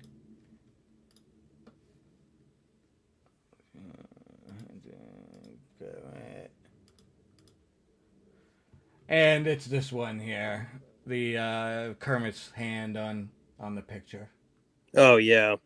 There's another one that was in Life magazine near the end of the tribute article where it was Bert and Ernie, like their backs to the camera, but staring up at this stained glass window that was Frank and Jim. Oh. Operating them from below. It's heartbreaking. See if that pops up. Oh, right here. This one here. Yep. Yeah. Damn. I mean, that one Muppets episode where they all say goodbye. Damn, it's making me sad just thinking about it. Yeah. Fucking Jim. Yeah, he's a good one. Like, good dude. There was, again, some marriage infidelity, but... Yeah, well, you know, like we said, everybody, humans are flawed. We can only be human. That's all we can do. You didn't do the penny. Well, there's no more pennies. They took them out of circulation. Or they're not minting them anymore. Okay. They'll go away eventually. They're still there, but I like how I'm trying to be technically accurate about this. As long as they aren't president. Yeah. What were we talking about just before that? Oh, thanks, Phil. Yeah, I mean, I feel pretty good about them. Yeah, absolutely. I think they're really good, and maybe I'll do something too. Like I'll do some Canadian ones. For sure. There's some good Canadians. I know a few off the top of my head that I think absolutely deserve to be on a bill. Geddy Lee. Actually, you can put Neil on there now that he's crossed over. Yeah. I'm not going to give anything away. Planet. Yeah, I'm not going to give any away because some of them might be obvious and stuff, but I think I'll do it. I'll do up some AIs and cool. Do it next week or something like that. But we're not totally done yet. We do have the channel owners. Hold on a minute. We got to do that. So we gotta. Yeah, we got to do it. And I have to say this though, I didn't get around to doing the sound effects on it. So it's incomplete but complete. I think you should be. Your punishment is to do them live, like they had to do on those old timey radio shows. Hilarious. You know what? It's downloaded in the media thing, so when I start playing it, I can't use my mic, so I can't do it because it automatically mutes you. But that's a very convenient excuse. I know. I was thinking ahead on this one because I was like, I know what Dickbag's going to suggest here. Well played, sir. Yeah, I will. When it does air, when I put it up on the on YouTube, it will have all the sound effects in it, like things falling and stuff like that. So here we go, everybody. Coconuts banging together. Yeah, exactly. Using celery for the sound of bones breaking. Okay, here we go, everybody. Hold on a minute by our very own. Hold on a minute. Imagine discovering that hundreds of thousands of Epstein Files documents that should have been released under the Epstein Files Transparency Act by December 19th of last year weren't. Months later, that paperwork still has not been released. For families of victims seeking answers, true justice looked next to impossible. Enter Katie Fang, who doesn't just report on the law as a legal analyst, she practices it too. Katie's credentials stretch beyond journalism into courtroom litigation as well. As both an investigative reporter and sitting attorney, she brings the ability to interpret courtroom legalities to the masses in an understandable and transparent way. Back in January, she noticed the Justice Department wasn't meeting its obligations under the newly signed transparency law. Fast forward to April 27th, and with help from attorneys Brendan Ballou and Sam Ward-Packard from the Public Integrity Project, and a little weapon called the Administrative Procedure Act, she filed a lawsuit. Her defendant? Acting Attorney General Todd Blanche.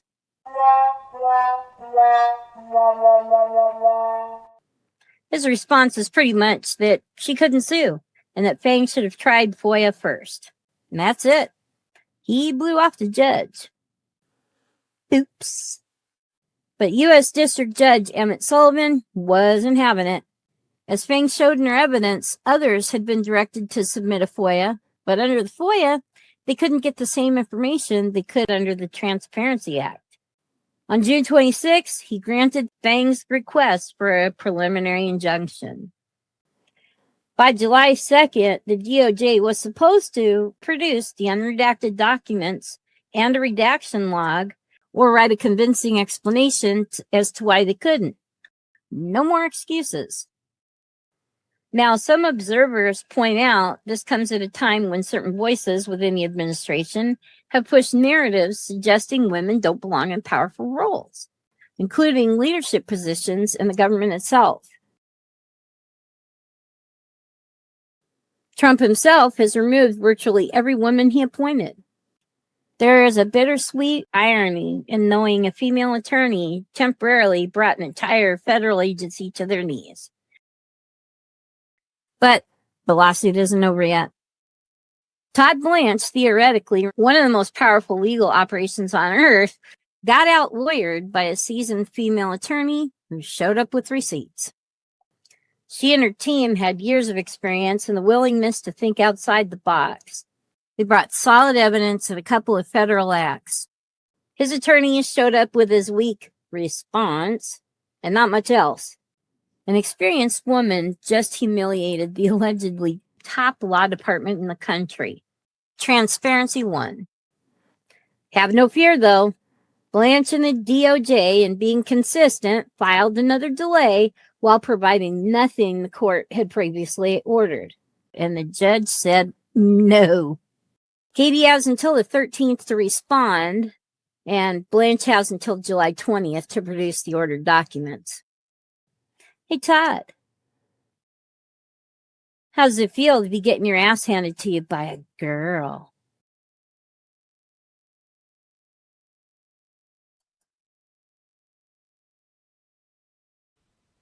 All right. There we go. Hold on a minute by our very own Double M's. And that'll be up on the YouTubes sometime in the next day or so. I got to just sit down and put in some rinky-dink little sound effects and things like that. But yeah, hope everybody enjoyed it. She's doing great at it. She's actually going crazy. You can send the link to Katie. Cool. Yeah, it'll go in the thing. But she's been writing like crazy and she's all inspired, which is a good thing. And beyond just doing the hold on a minute, she's writing longer things, which I'll make videos for it too. We'll get around to it. But hope you liked it. Hooray. Anything else? I think that's about it for me for today. That was pretty fun. I think that was a pretty good episode. I hope everybody enjoyed it. You don't have to remind us, Linda. We know. Reminders what? Linda said that reminds me. Have I mentioned Todd is an idiot? We know. So what do you got planned for tonight? What are you doing? Chilling? Well, I got something I'm trying to get over to you. Oh, okay. If I can. For this? For now? Yeah, to close out with. We'll see if I can make it happen. So, perhaps you have some method of stalling? Yeah. I could just be like, hey, everybody, it's song not time. That, though. Okay, okay. Not that, though. Oh, I just got something in from... he's got a better link. Well, you know what, man? Yeah, play that for a minute. Sure. Okay. And then we'll close with my thing. Okay. Here we go. Let me get it all. Oh, dude, I don't have X. And so I can't play it. As soon as I press play, it wants me to sign up. I can't do it. Sorry. Not gonna do it. Yeah, fuck Elon. Exactly. Don't worry, I'll keep stalling. You do your thing. Okay. Yeah, fuck Elon. Yeah, no, I just refused. I used to have a Twitter account back years ago, but then I left and I'm never going back. Never, never, never, never. I can't do it. I can't. It's a cesspool. I can't even believe you've got it. I know why you got it. You love it over there. You love it over there, MST. You waiting super in that rat. cesspool. Thank SDDB UOB. Yeah, you bet, man. We still got something coming if you're gonna stick around. Yeah, it's pretty good. It will only be a matter of moments. TSD, hail MST. Yeah, I got to think about the Canadian bills. Like, I know one for sure. There's one, it's hands down gonna happen because, like, it would be the first thing I would do if I was ruler of Canada. Nice. We do have that little drop I made of. Oh yeah, we do have that, don't we? Related to the kids in the hall shit we were doing. Yeah, that we showed the other night. I have that right around here someplace. It's around here someplace. It's it's right here. It's right here. Here we go. Dickbag did this. Bravo! Bravo! Bravo! It's sort of an in-joke to the show, I guess. Yeah, totally. I'll use it for sure. It's like anytime I need to make fun of them. Bravo! Bravo! Bravo! Bravo! You dumbasses. Garbage man. Yeah. Clip the alien dancing in Spaceballs for a delay piece. Oh, yeah, I could do that in the future, for the future. What do we have? I got, this is what I have at Q right there. I got that on this channel. I got this one.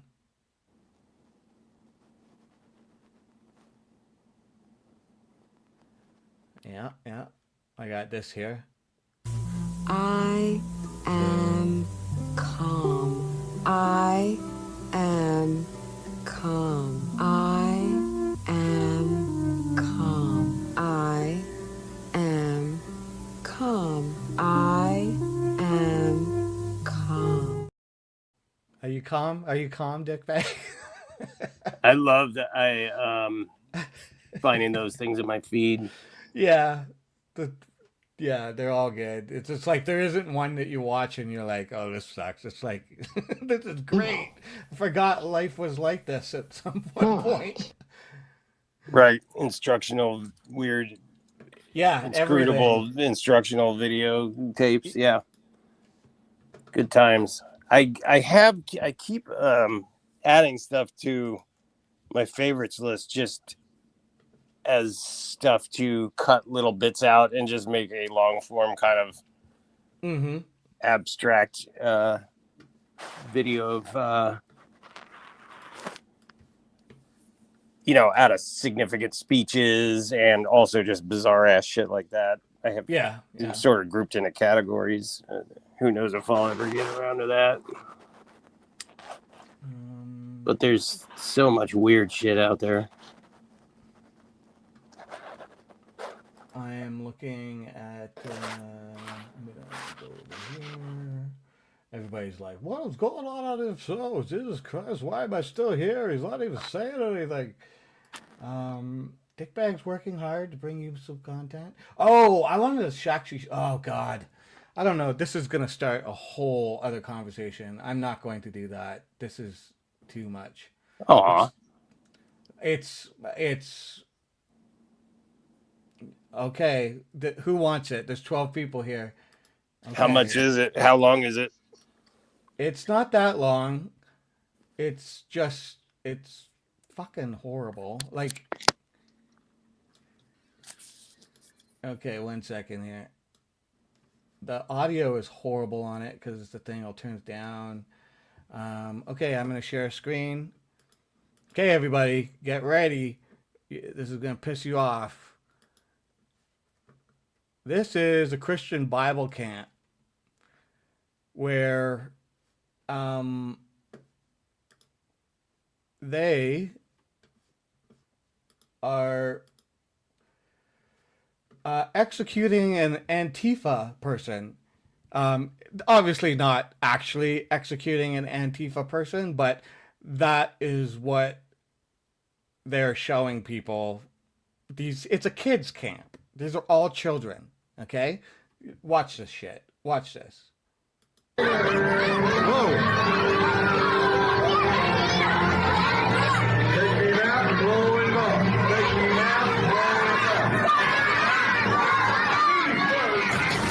the fuck?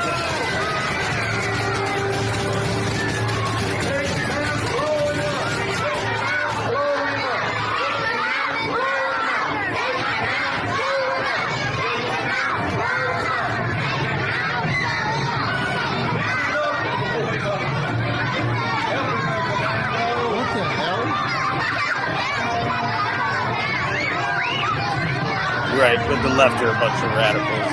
Yeah. I think that's probably enough. You get the fucking point, but that is another level of messed up right there. Yeah, the left. We're the fucked up ones. Yeah. There was I think it got played. It was either like an after school special, but I think I remember seeing it, like they played it for us in school too. You can find it on YouTube. It's called The Wave. And it's basically a little cautionary tale about that a teacher decides to run a social experiment in using his class, and it goes awry. It's kind of like those experiments where they give half people in a room authority and the other half, they immediately start abusing the people under them, kind of thing. Right. Yeah, totally. Well, I know there's a popular experiment that was done, which you've probably heard about, the prison guard. Yeah, I forget what it was. Yeah, that's what I'm talking about. I can't. Oh, okay. Yeah. And it goes bad as soon as the power dynamics come into play.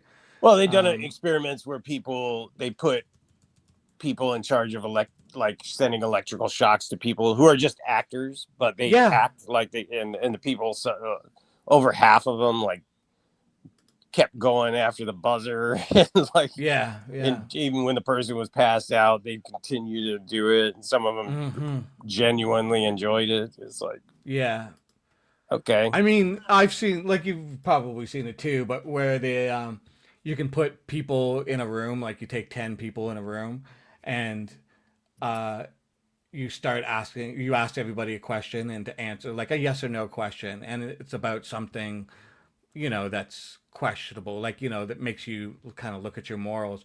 And if you have the 9 people, or the first 6 people or whatever, all agree with this statement that is clearly not right, the other people following will all agree with the statement too, just because the first bunch of people have done it, because we don't want to stand out, we don't want to put ourselves out there or whatever. That's fucked up. It just, human beings are so fragile, man. We're so and again, easily... So you think we'll be able to get along on Mars now, you say? Yeah. It's and even in that experiment, there are outliers of people who don't do it. They go no, that goes against everything I believe, but just how easily Lola's not me, I'm very disagreeable. Well, that's good. You're a free thinker. You do that. You are all individuals. Exactly. We are all individuals. Yeah. Yeah.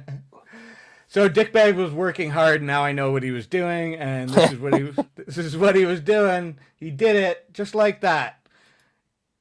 Bang! Even better than Tubman. There you go, everybody. A $3 bill with that jackass.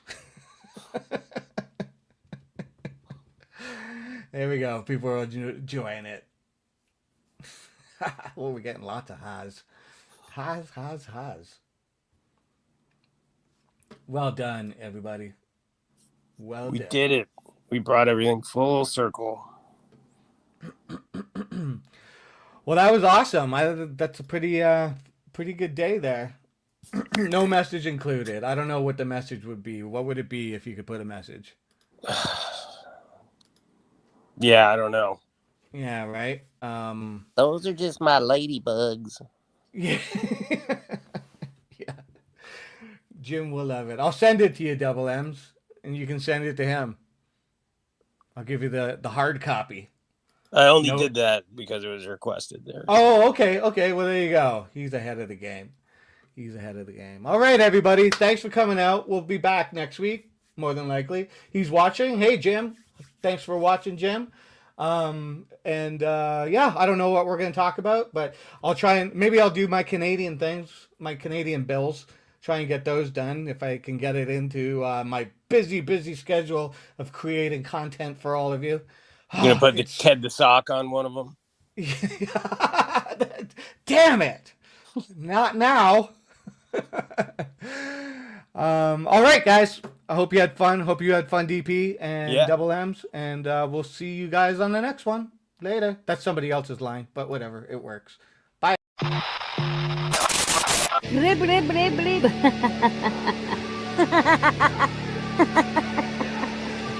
Talking about the current topic.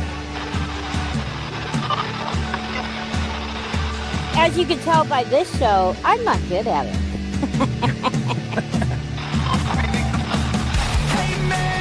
Where's that money coming from? Nobody asked that. But I wanted to bring up something first. Ding, ding, ding. You know, this is why we can't have nice things. It's really important to know what's going on. I'll probably get in trouble for saying that. I am a believer of the Rebel Alliance. Here's another distraction for you. This is definitely a shit show. And it's a good question who's running. Okay, we're getting down to the nitty-gritty here. You want it all, but you can't have it. Yes! Wow! Look at that.